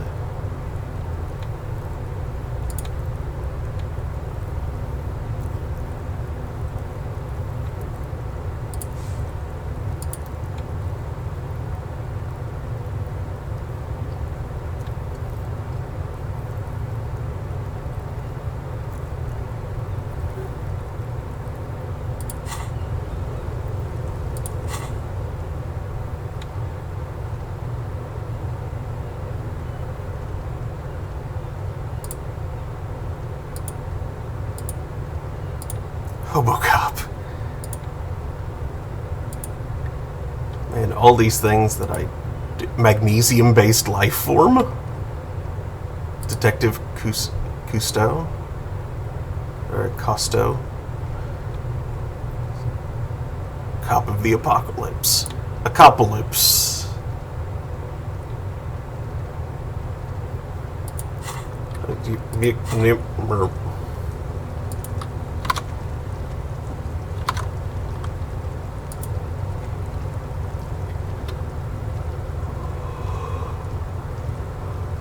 Yeah.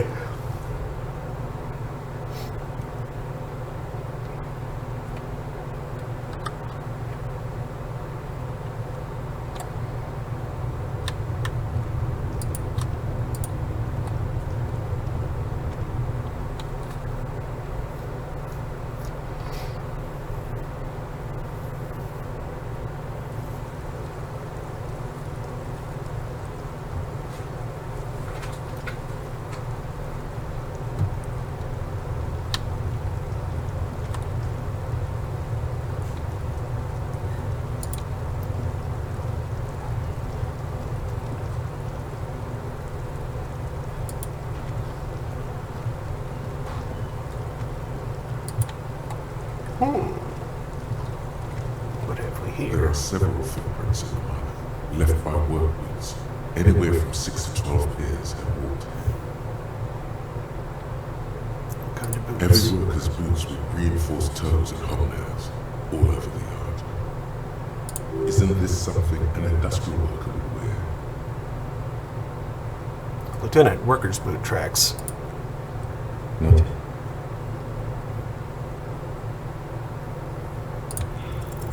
What do you think you are? A super detective? You're hungover. These are just dents in the mud. No pattern emerges for the time being.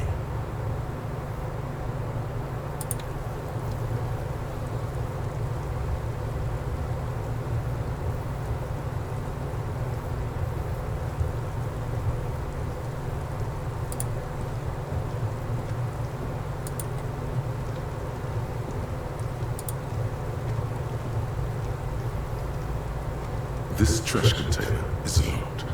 The sliding lid has a padlock that says, "Whirling in rags." There's something in there, not necessarily connected to the case, but still. Why am I looking at you, trash container? You're just a trash container. The body is downwind from here. Maybe you prefer the smell of garbage to the smell of death.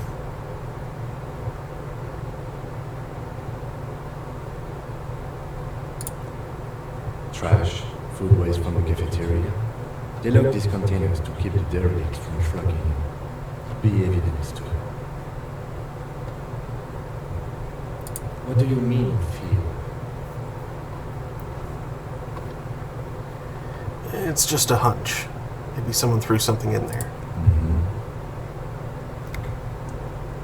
How do we get the lock open? We could try using a pry bar. There's one in my motor carriage. Or we could ask for a key from the manager of the Whirling in Rags. He probably has one. That makes He sense. might also have information. This is better than a pry bar idea.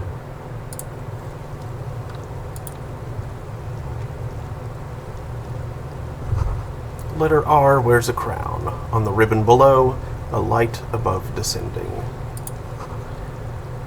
This is the logo of the municipality of Revachol.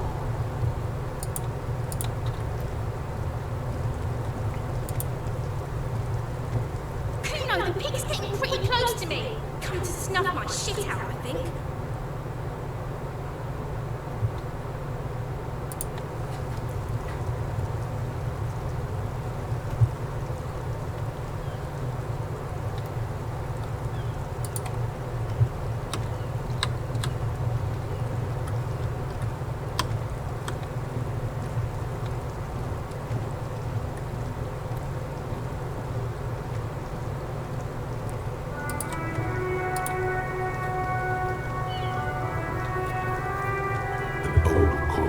With a matrix of push buttons lists all the companies in the East Delta Commerce Center.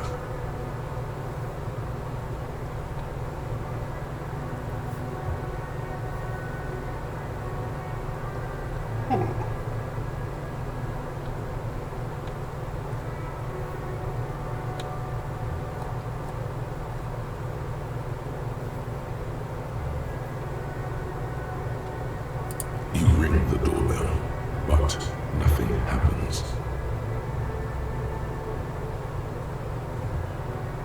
You wait for a minute or two, but all you get from the call box is silence. No one answers the call. An off-key melody starts playing after you ring the doorbell. Then a woman picks up the receiver. Kuno, please stop calling here. Grown-ups don't have time for your stupid game. She thinks you're the Kremlin child. What would he say to this?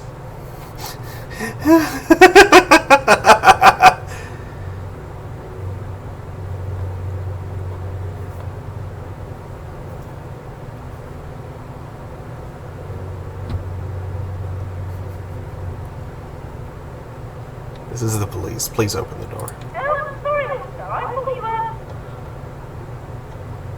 But the doorbell is broken, and the bookstore shouldn't even be on the list anymore. So I can't help you. Please don't call here again. Thanks. A single beep indicates that the line has gone dead. You ring the doorbell, but no one answers. What an ominous name for an ear salon. Doesn't bode well for anyone's ear. Wait, it doesn't? I don't get it.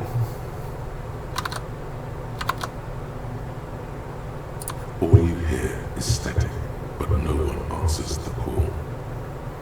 Looks like someone has melted half the plastic off with a lighter. The doorbell doesn't work anymore. You hear static from the intercom speaker. It sounds as if someone has picked up the receiver, but isn't saying anything. Yes, hello. This is Tricentennial Election. This is a woman's voice, crackling and fragile through the static.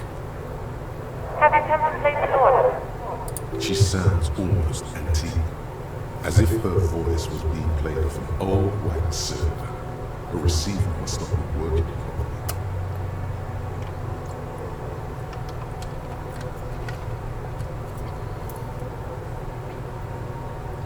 Thought I was calling Slipstream SCA. My God. The lieutenant exchanges a look with you. Sorry? It's you. My God. I didn't think I would hear your voice. Who cares that you don't remember her? Just go along with it. No, something's wrong here. Are you sure she's talking to you?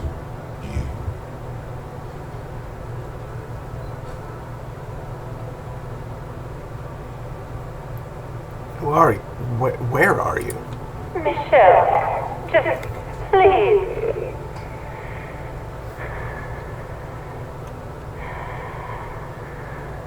Why did you leave me call? I don't understand.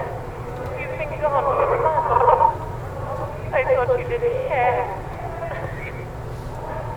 Hold on. Tell me what's going on. What did I do? Ever since I came here, as if my mind has been wiped clean. A spot of static overrides her words. When she speaks again, it sounds like she's submerged. It's so nice. It is so nice to be able to find it again. She sounds like she's about to cry. She doesn't answer. Said it was nice. What's so nice about forgetting? Silence. The only thing you can hear now is static and waves washing ashore on the bay.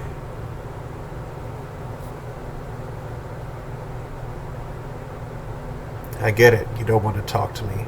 No one ever wants to talk to me. Another seagull passes by. It's getting cold standing here, staring at the silent call box. It must have been some kind of faulty wiring. We should maybe stop playing with this doorbell. It looks ancient.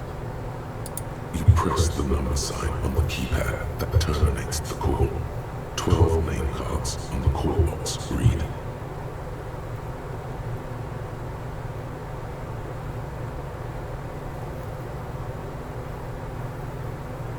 Silence. No one's home at Fortress Accident. Silence. No one answers the doorbell.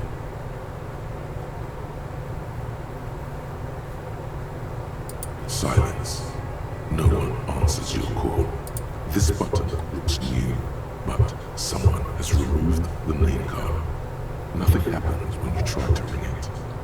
Oh, this button looks new. It's probably not connected yet.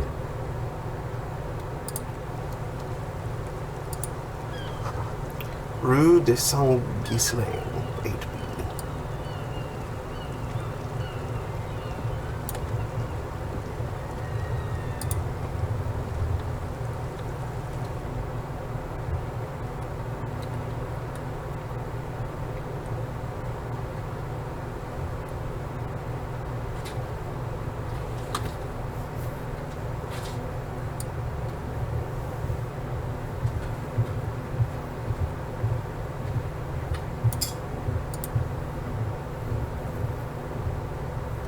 Can I help you?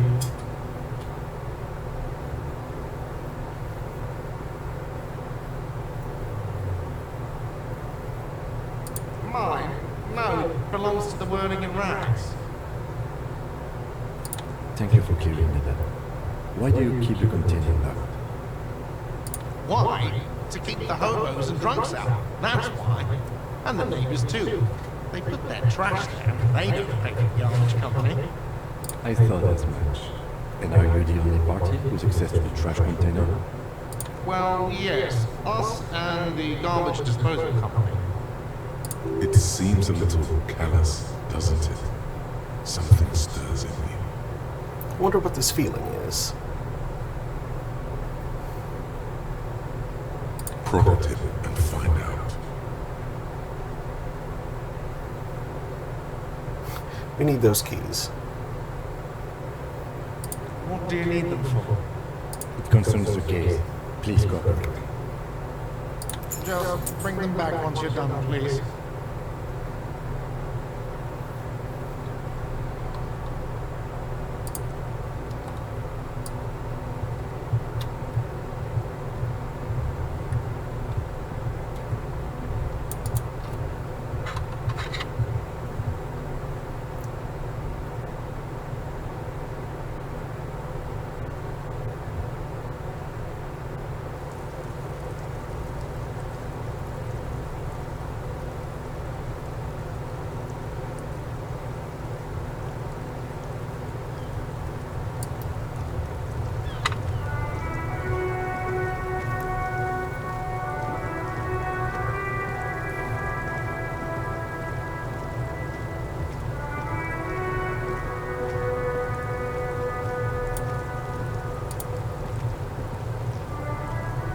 This trash container is locked.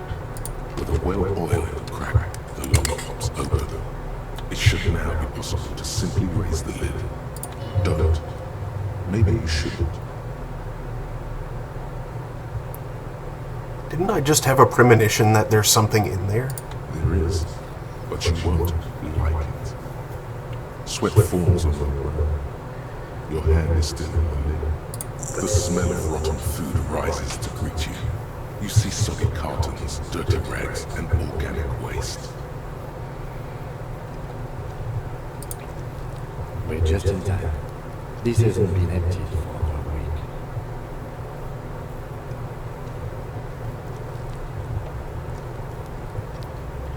You see milk and egg rest with one broken egg in it.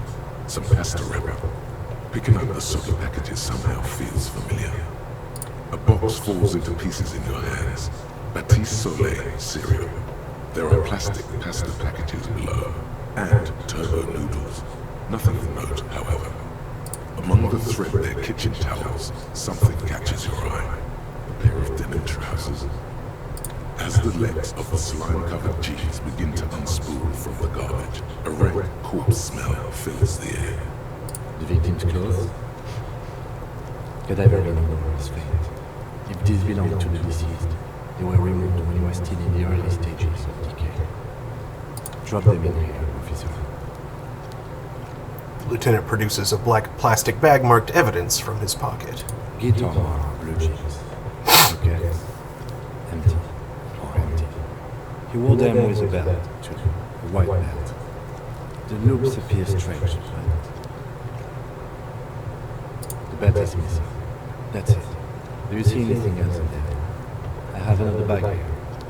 Something slimy catches your eye. A drab, long-sleeved shirt, olive color, appears from the food waste, dripping with pus. Gross. This is a military-type overgarment. No label or serial number. This is the kind of red-knit shirt that's worn over like the armor to conceal it in an urban scenario. Anything more? The rest of the rags are just kitchen variety waste. A yellow old mug that catches your eye. But other than that... Thrown out towel, a mug, that's all. Alright, we should go to guard again and ask if he knows who put the clothes in the trash. It could be as simple as someone from the hostel cleaning the yard. Or that one. I'd advise against confronting that force.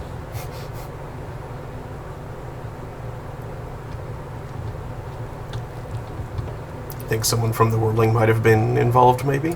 Not really. All we know is the victim's clothes are in the trash, the lid was locked, and his establishment had the key. It's just a small lost track. The lieutenant nods, then looks back into the trash container. It's just organic waste, cold and slimy on your hands. Apple and potato peels mostly. Unidentified sludge, and the occasional chicken bone thrown in for good measure. But hey, nothing. It's nothing. Nothing more to see here. What's this?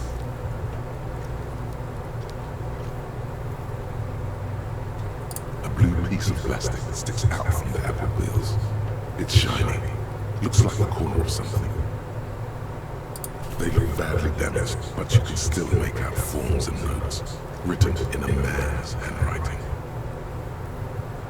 Officer, is that your paperwork? I don't know what this is. It is. Look, the plastic has the RCM street read on it.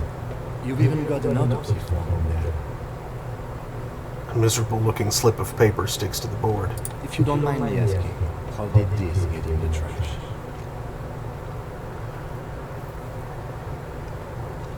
Maybe I needed to lose it for the great bloodletting to begin. Oof.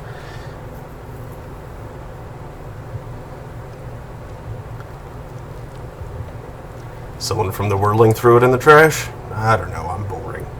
Boring? Try dangerous. You should do a thorough inventory of that. Be sure some has not fallen into the hands of the RCM's enemies, organized crime, or worse. Official notes sometimes contain informants' names, even undercover operatives. Okay, I'll do that. It would also not hurt to start taking notes on the case. Now, tell me what your eager eyes see. Or are we finished? Some items, such as the ledger you found, are interactable. Go to your inventory and select the Interact tab to read your paperwork. The mug. I'm getting that mug too. You pick out a broken mug with an oddly racist depiction of the Yellow Man frolicking in saffron. Only in its social sensibility. Oh, I can't not take the mug?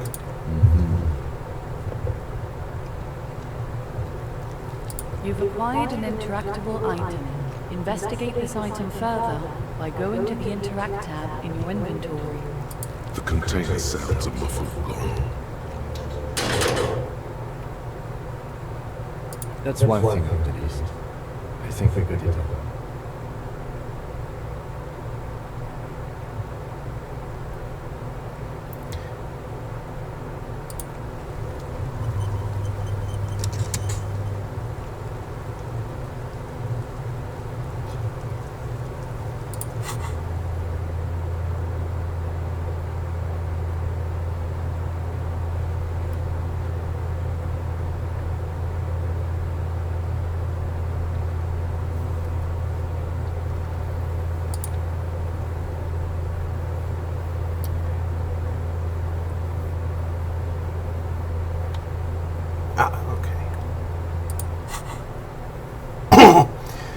This postcard depicts an ill-advised residential area overlooking the Jamrock Quarter.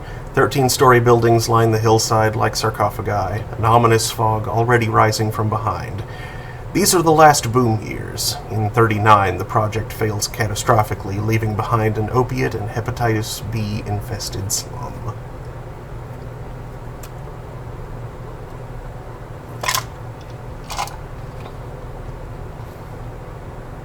Horrific necktie, +1 inland empire. The necktie is adorned with a garish pattern. It's disturbingly vivid. Somehow you feel as if it would be wrong to ever take it off. It's your friend now.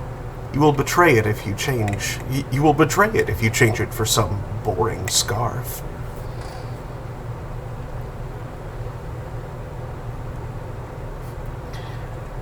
Ouch, -1 savoir-faire.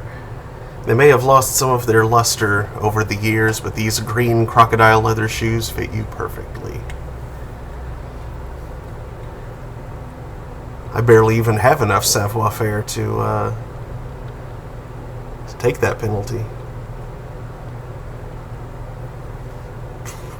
Pants also, ouch. +1 electrochemistry tied around the crotch. Great. These golden brown trousers are flare cut. Normal bell-bottom trousers would be boot cut, but these are far from normal. They are someone's piss-soaked, cum-stained party pants. Wow. Wow, okay. This white satin shirt used to be fancy. It used to really catch the light. Now it smells like someone took a piss in the armpits.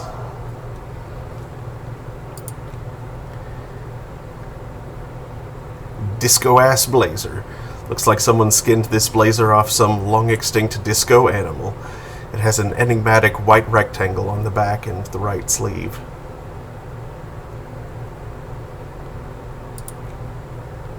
Okay. This broken-eared mug somehow made its way into the whirling in rags dumpster. It depicts a person of Samaran descent frolicking in a field of saffron flowers, buck-toothed and grinning feeble-mindedly. It seems to be a cheap knockoff of some colonial-era antique. It's just a racist mug. What's there to read here? Not much. There's quite a lot to read into here, actually. Look at all that content. Oh boy, here we go. What are you going to say about a broken, tossed-away mug that you dug out of the garbage?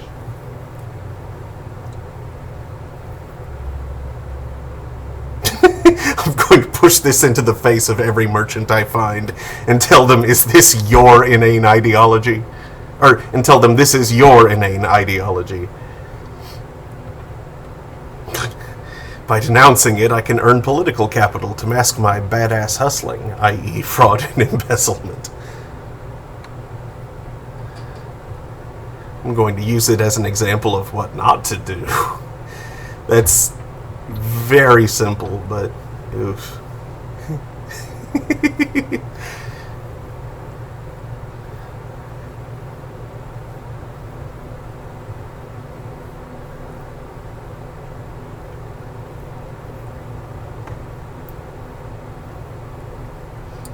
But it was in the trash. Why not just call it out when you see it? Or do some voluntary work? Just finish your case, detective.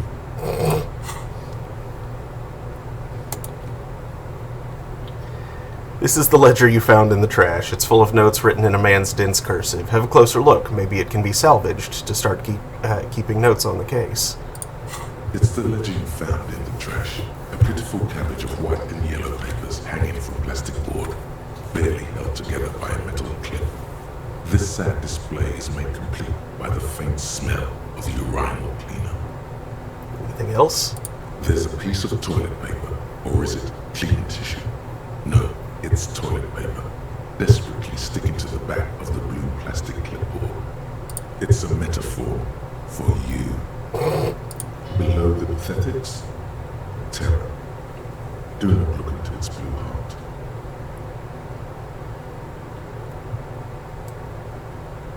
Don't smell the ledger. Why would you do that? Why is that an option? It's just toilet paper, sticking to the back of the plastic clipboard. You can take it off if you want. Leave it there, it's cool. Take it off. Still wet, the toilet paper peels off the plastic easily. All you have to do is shake it off with your finger and voila, the ledger now looks marginally better. I got 5 XP for that. Yeah, I need more drink. I'll be right back.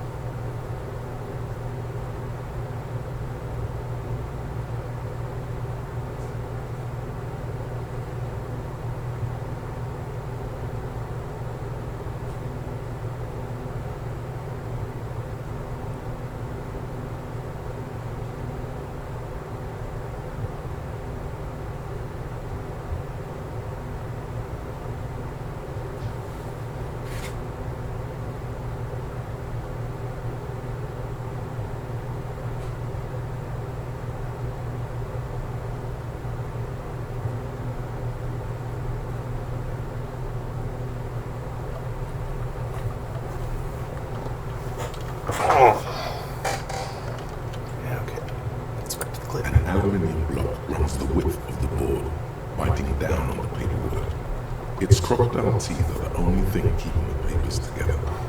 A regular pencil, the tip worn down to nothing, has been attached to the clip.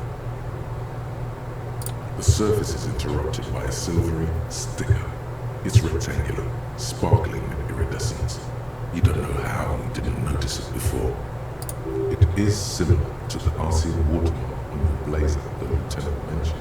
Didn't he say something about the headlights of his motor carriage? That you could read these things? Lieutenant, is this one of the hologram watermarks you mentioned? What? Yes, Elysium watermark used for adding information to our scene property. Interesting. What kind of information? It depends. Aside from an anti-counterfeiting stamp, mine has my station number and address. The information varies by date of issue. Maybe yours will have how many cases you've solved. How many years you've been on the force, he's thinking. It'll have that. How can I read it? Any capital letter is right wavelength read. Before, you mentioned the headlights of your vehicle? Yes, RCM vehicles have headlights tuned especially to reveal halogen watermarks. This means you can read the watermarks if you just turn the lights on. Okay. While a bunch of solemn papers sag from the clipboard in your hand, it's a sorry sight. They're not exactly white. They're yellow with patches, by sunlight and alcohol, and covered in dense blue handwriting. Ink escapes into watercolor patterns, reaching its tendrils across the entire pages. The paper itself is checkered, with faint red lines, forming short paragraphs. Once in a while, there's a red stamp that exclaims, "Case files, commit to paper." The case files themselves are plenty. You count more than 100 solid, crumpled up, earmarked pages falling apart in your hands. They appear to be sufficiently organized and extremely dense, if mostly illegible. What is in there? What are they about? Work, strife, poverty, the Jaguar Quarter. These are handwritten logs of investigations dating back to January 51, this year. The exact number is hard to estimate due to missing pages and an odd naming convention. But there are at least 20, maybe 30 cases undertaken, not completed, mind you. It's the middle of March. You have attempted 2 cases a week on average.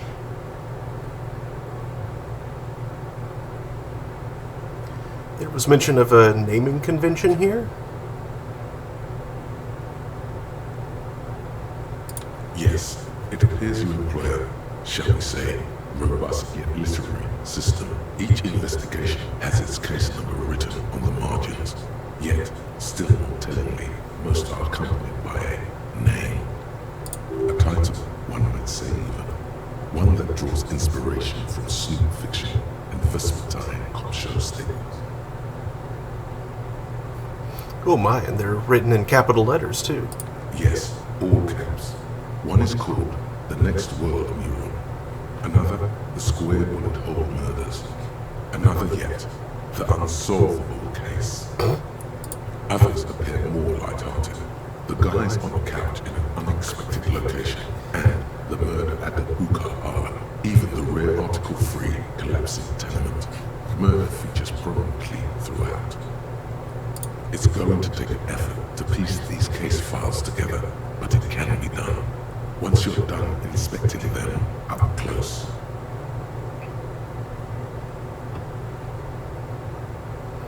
I have to open an official case. Is there room? There is, for precisely one more. 15 pages near the end remain untouched by the damage. The checkered grid forms a structure of passages, breaking the case into subtasks to accomplish. Once all the tasks are accomplished, the case is complete. Commit to paper. Sadly, the ledger only comes with an old, worn-down lead pencil. It's unfitting of this monumental event. Kim, do you have a pen?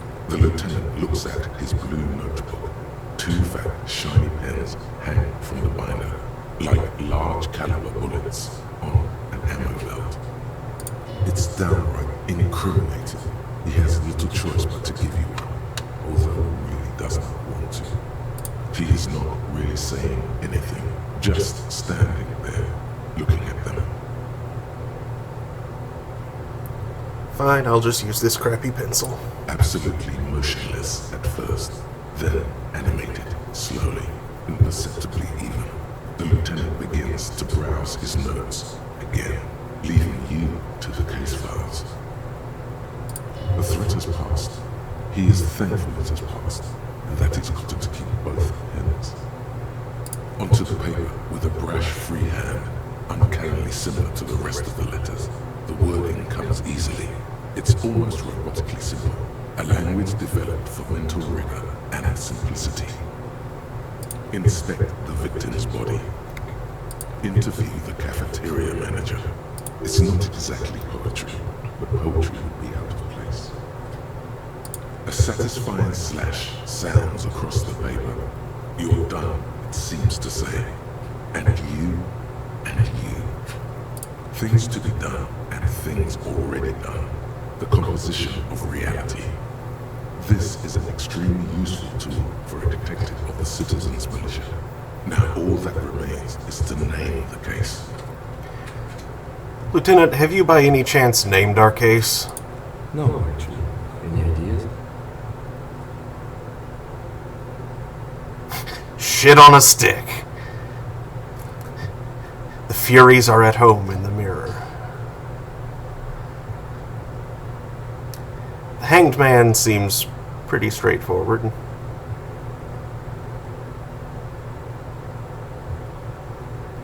Great. That's great. That's actually what I was thinking too. The Hanged Man. Good, strong name. We have a very good name for the case now. I'm going to start calling it the Hanged Man. It's good we sorted this out.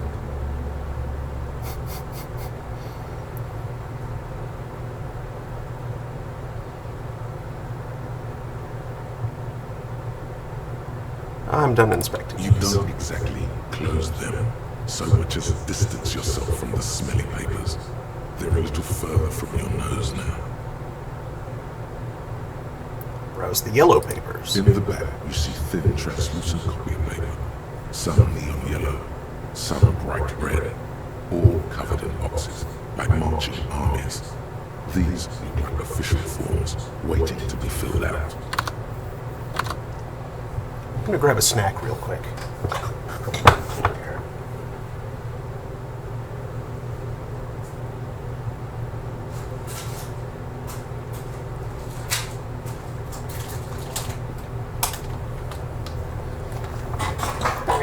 Cookies.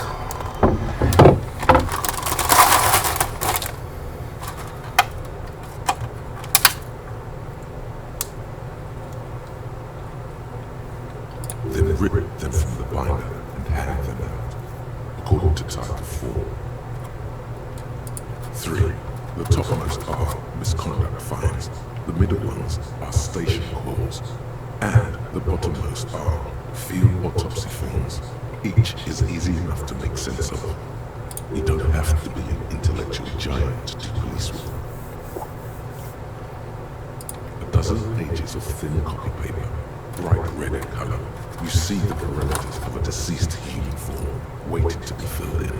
Age, sex, condition of internal organs.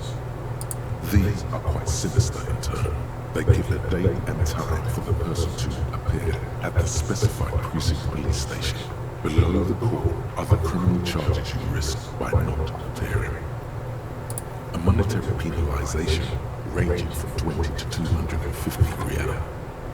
Severe cases allow for 1,000 real, but that requires special paperwork. The details of issuing these fines are spread out over the rest of the fields, but they appear pleasantly vague. Yes, all that remains now is to fill those forms and hand them to people. Fines for wrongdoers, interview requests for bad guys, and field autopsies to dead guys. What delicious power hid within this pathetic mess. You feel better. The rest of the stinking cellulose is much worse for wear. Being sandwiched between the board and the rest of the paperwork must have spared the fragile copy of paper. It's made of dark blue plastic, hard enough to beat someone to submission with. The edges are rounded, however. The U4 size board feels thick and heavy in your hand, like shivers on its wet surface. On the back you see the embossed letters, RCM.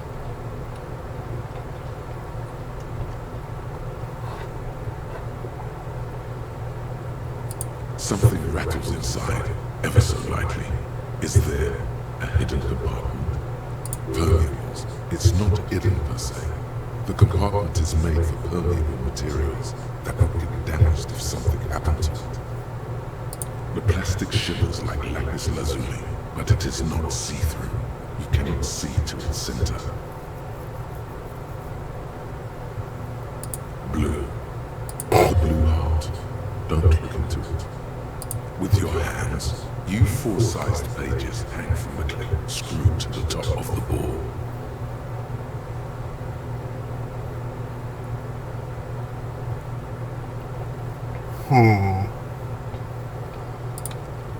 Not yet.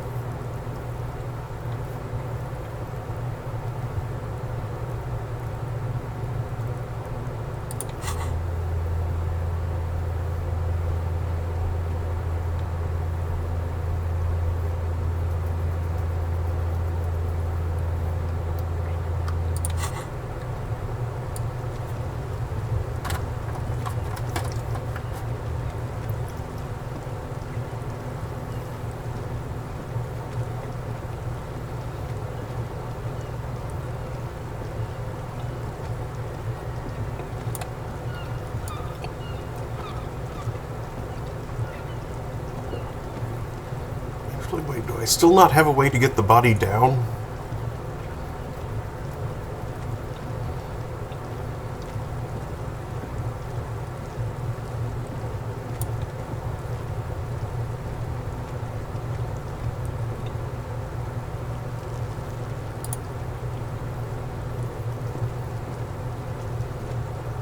There he still is, looking right through you with his white eyes. The body below is... The smell is repulsive. It pushes in from your mouth, more instant and more familiar than anything you expected. More fever than odor. It fills your mind, flushing you from within.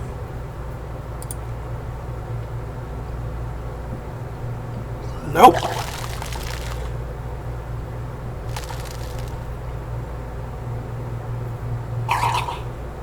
Gross. Too late. It's impossible to keep in. Your body curls and pushes it out, burst by burst, until a pool of vomit lies under your feet, and your throat stings from the stomach acid. It's okay. Happens to everyone. Keep it. The hangover is clearly making things worse for you. You could use some ammonia to clear your hair. If you can handle the headache, some officers use it to deal with cadaver being ongoing. I can't handle the headache. There is freight nearby, east of the host. They usually have a small apothecary.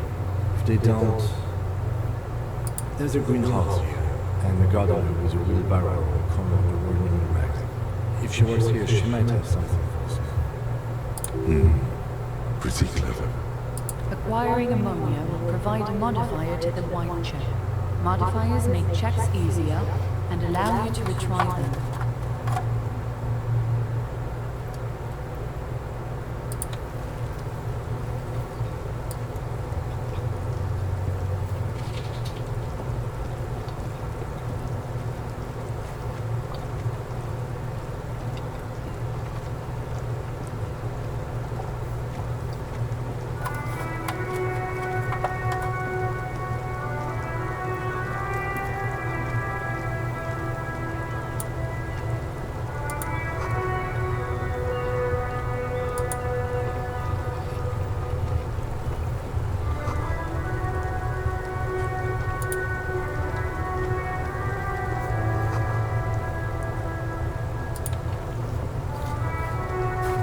The RCM in Martinez.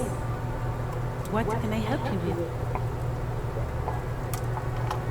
We don't see a lot of police around here, that's all. Of course. What can I help you with? Sure, I'm done with it. Go easy on that stuff. It gave me a terrible headache. Of course. I won't hold you back. No gloves. You get the feeling that we need them. You have a dead body to deal with after all.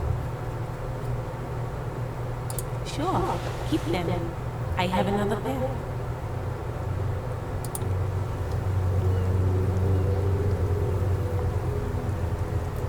Okay.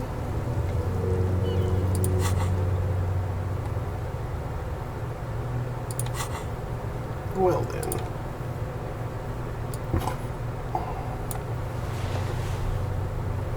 Thick latex gardening gloves in classic canary yellow. Maybe you should retire, take up gardening as a hobby. It's worth a thought.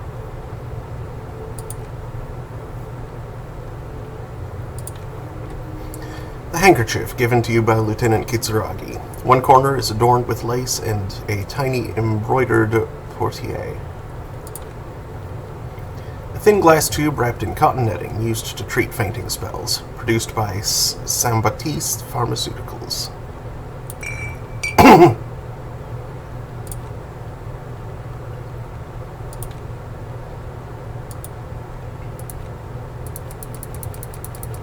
Whee! Scroll.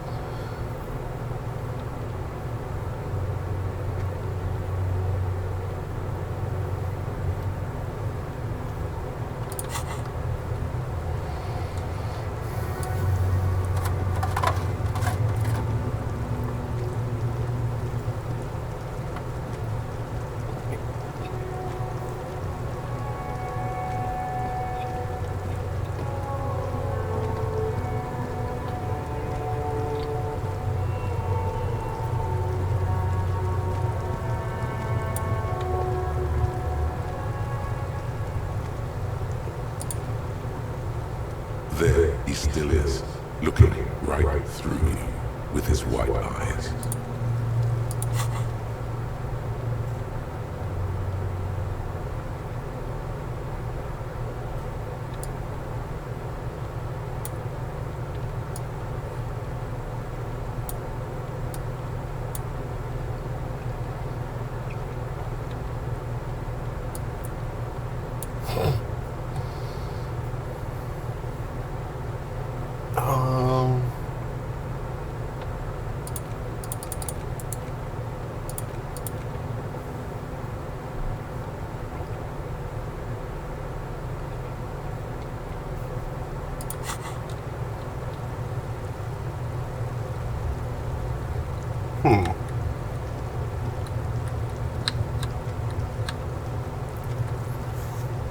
Not really sure what else I can do with that right now.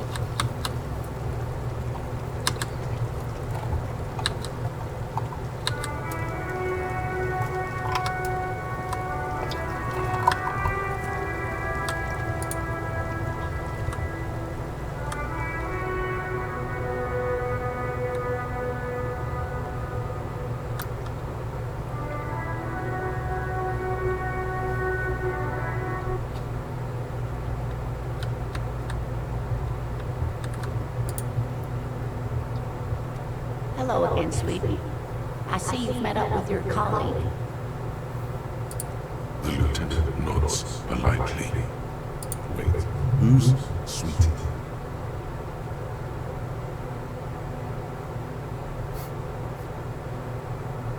Why, you are, officer. I'm no sweetie, look at me.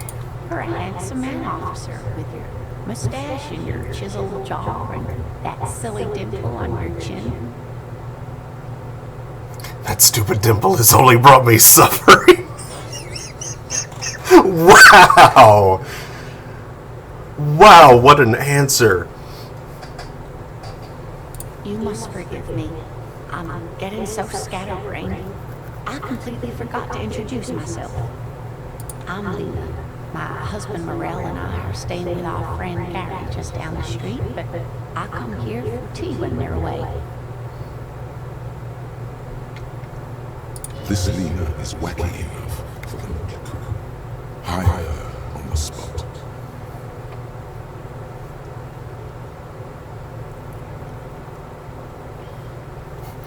I don't know if you've noticed, but I don't know where I am or what I'm doing or anything. Yes, officer. You look rather dazed. Like a stunned fox. But surely things can't be that bad. She won't judge you, no matter what you say. I drank so hard I forgot literally everything. Oh my. You know where we are, right?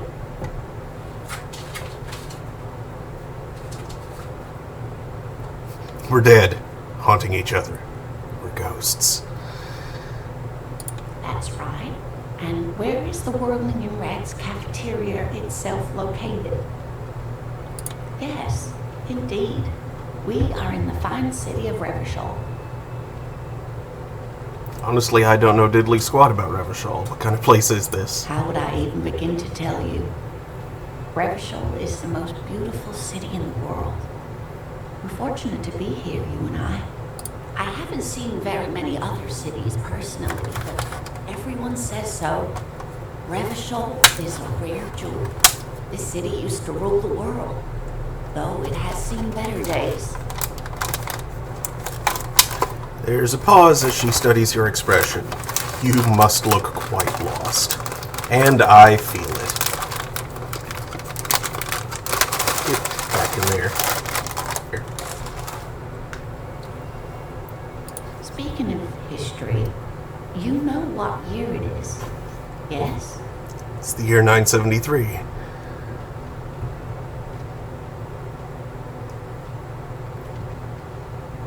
That's right, dear. How splendid. Here, take this pen. Knowledge should always be rewarded. Her relief is palpable. She was getting pretty worried about you then, but now she relaxes her shoulders. I can tell that this is taxing for you, so I'll just ask one more question. What regime are we living under? What mode of government?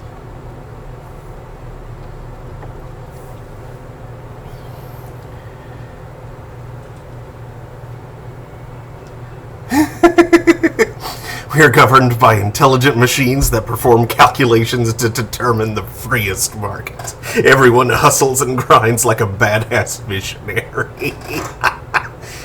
Oh, wow. Foreigners and women. Cops. We are living under the cop regime. I'd like to think it's the dictatorship of the proletariat, but something tells me it's not. Oh, sweetie. It's really not. There used to be people who thought that way. Other people who wanted those things, but they all went extinct. Oh, dear. Revachol is a zone of control led by an alliance of foreign powers called the Coalition. We have almost no government of our own, and certainly no dictatorship of the proletariat. But they still have cops. I don't even know what to say. I'm so disappointed. There's no government. How come there are cops? Oh dear. And you were doing so well. There aren't any cops in Revachol, not in the traditional sense. The status of law enforcement has been a complicated matter since the revolution. But we should stop for today, sweetie. You look like you need a break. Besides, I'm not the best person to explain the big things to anyone. It's the revolution you mentioned. A defeat, I'm afraid. The people of this archipelago tried to build something new, something different. The rest of the world didn't like it, so they came and ended it. This was 42 years ago.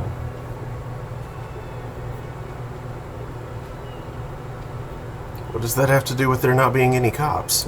It has something to do with everything. I really don't know how to explain it better. I'm just a poor woman, she thinks. What do I know of these things? And how can I help you? Who could tell me more? Someone more educated in sweeping matters. Maybe you should ask. No, I'm not an encyclopedia. I won't be a guide either. I'm a detective. Of course. Then I don't know. Someone rich, maybe? Wealthy people are educated. Though I don't know where you would find a wealthy person in Martinez.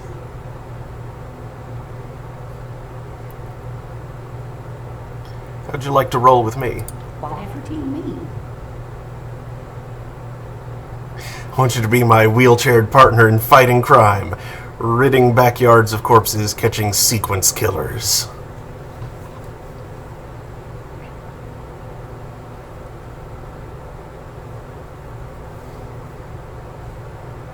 Sequence killers? Oh my.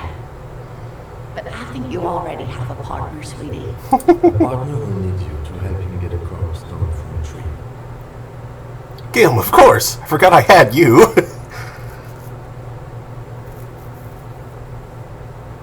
You're probably right, Kim. It seems to me that you lucked out with your partner. He has the look of an upstanding officer of the law. Someone you can lean on, and sweetie, you are looking unsteady. I've got to get going now. Of course, dear.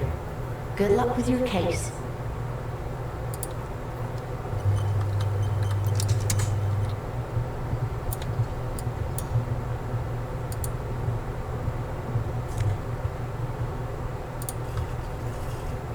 Nose fed.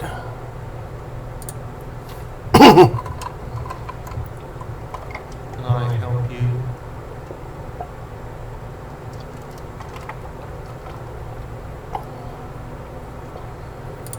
Thanks. I hope you found what you were looking for. How strange. I certainly didn't put them there.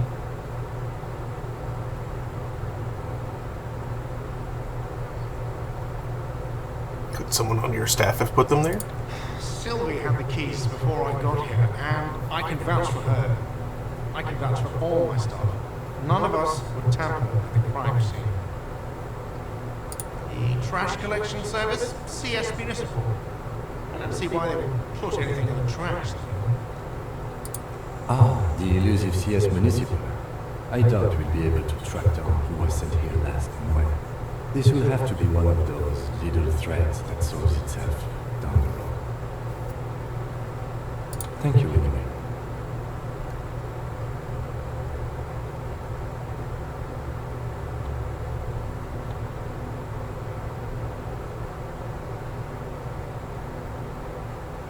Yes. What thing?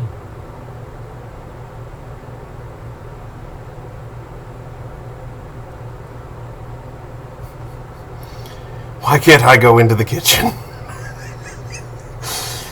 I don't need to go into the kitchen. By the way, you should come back to this thing-based questionnaire if you see anything interesting in the world later.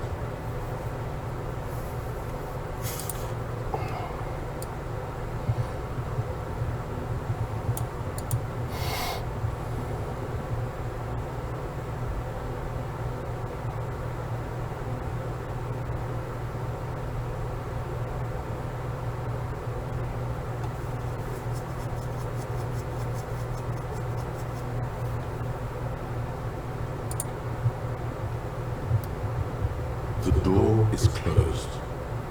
There is no answer. You hear the shower being turned on somewhere inside. A tremendous loneliness comes over you. Everybody in the world is doing something without you.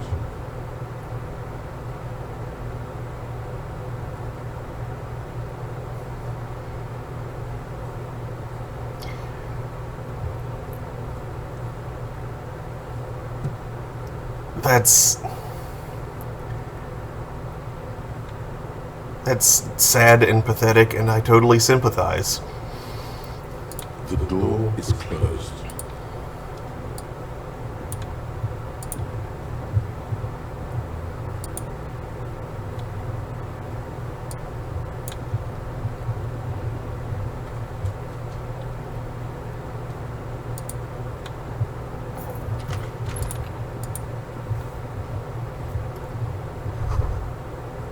Kim tries not to look at your broken down bathroom door. Kim also tries not to look at the pile of taken viscera on the carpet, or the weird suitcase on the hat rack, or the potted plant dying in the corner. But it's all just too morbid to ignore. I'm sorry for this. No problem, officer.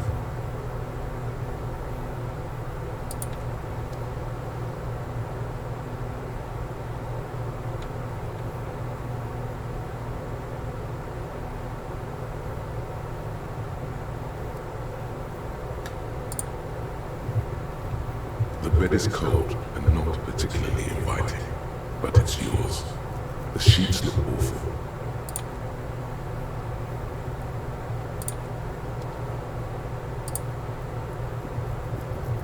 The fan stands still.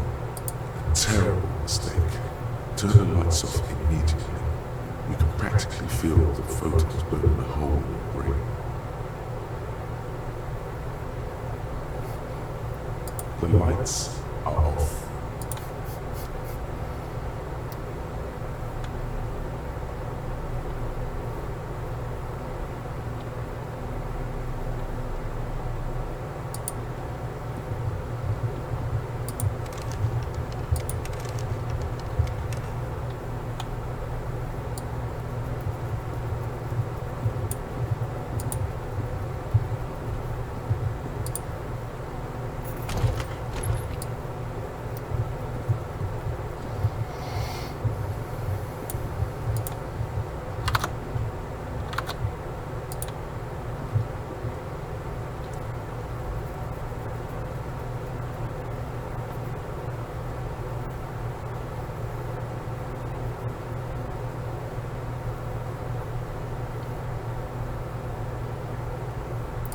What's this?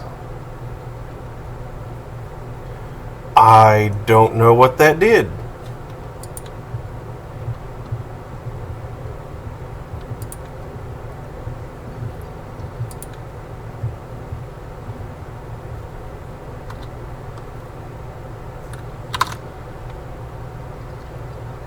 Okay. It glowed for 15 seconds, and now it's dark for 3 minutes. Cool.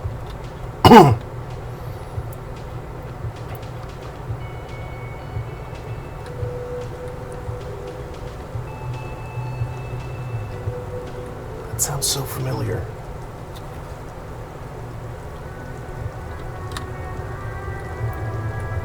Or like it sounds like something familiar.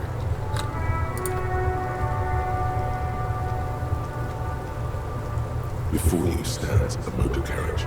The bodywork is covered in blue and white livery, bearing the number 57. Vapor emanates from the large engine on the back of the vehicle. It hasn't had time to cool off yet. This must be the infernal machine that tore you from oblivion. The Caprice Kinema motor carriage. In the cabin, you are welcomed by a set of steering levers, a radio microphone on a hook, pull-out tools under the seat, and the soft glow of the fuel preheater gauge. Alright, ready? I turn, you press start. It's next to the preheater. He's downplaying his excitement. The lieutenant is more than happy to show off his precious carriage. The dashboard lights up with orange glow. The rails moving gauge jumps, and the engine of the Caprice Kinema comes to life with a whining growl. The lights unfold with a little click, casting electrical light onto the ground before the vehicle. There you go. I'll turn them off from the remote once you're done. We just need to stand in front of the machine.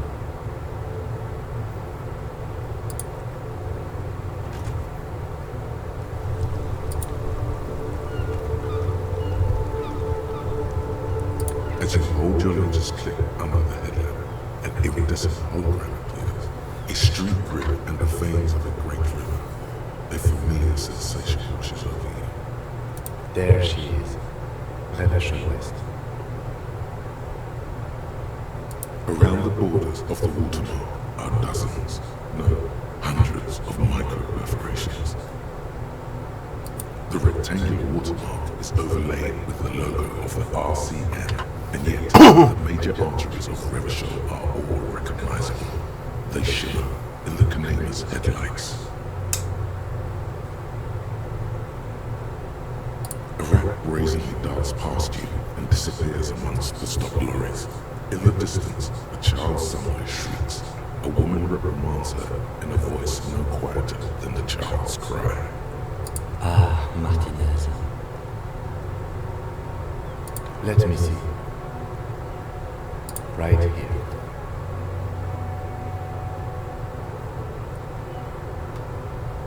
I'm sure I've seen worse. Oh yes.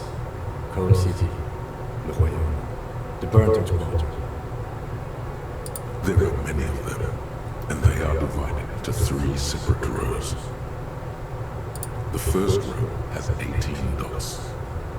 The next is the longest. It runs all the way around the border, and then some. There are so many, it's hard to count. More than 150, at least, maybe even 200. The last row has 3 perforations. That's it. Those are perforations. They represent your record as an officer of the RCM. They are your statistics, as it were. I should have guessed you'd keep a record. Officers often. Whoa! Let's take a look. Power just went out. I no longer have speakers. Oh, it's back. Well, that was interesting. Is the internet still on? Did that kill the stream? Oh, and it's out again. I'm pretty sure everything is plugged into... Yeah, everything is plugged into the UPS, so we're fine for a little bit. Wow! This is annoying.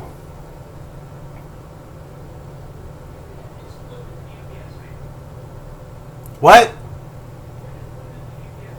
Right.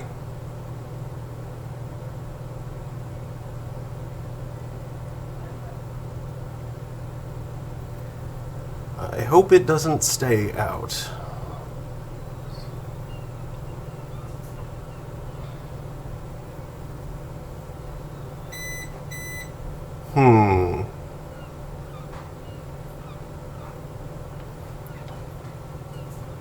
Well, since I'm in the middle of dialogue, I don't want to just quit right now or proceed without being able to hear it.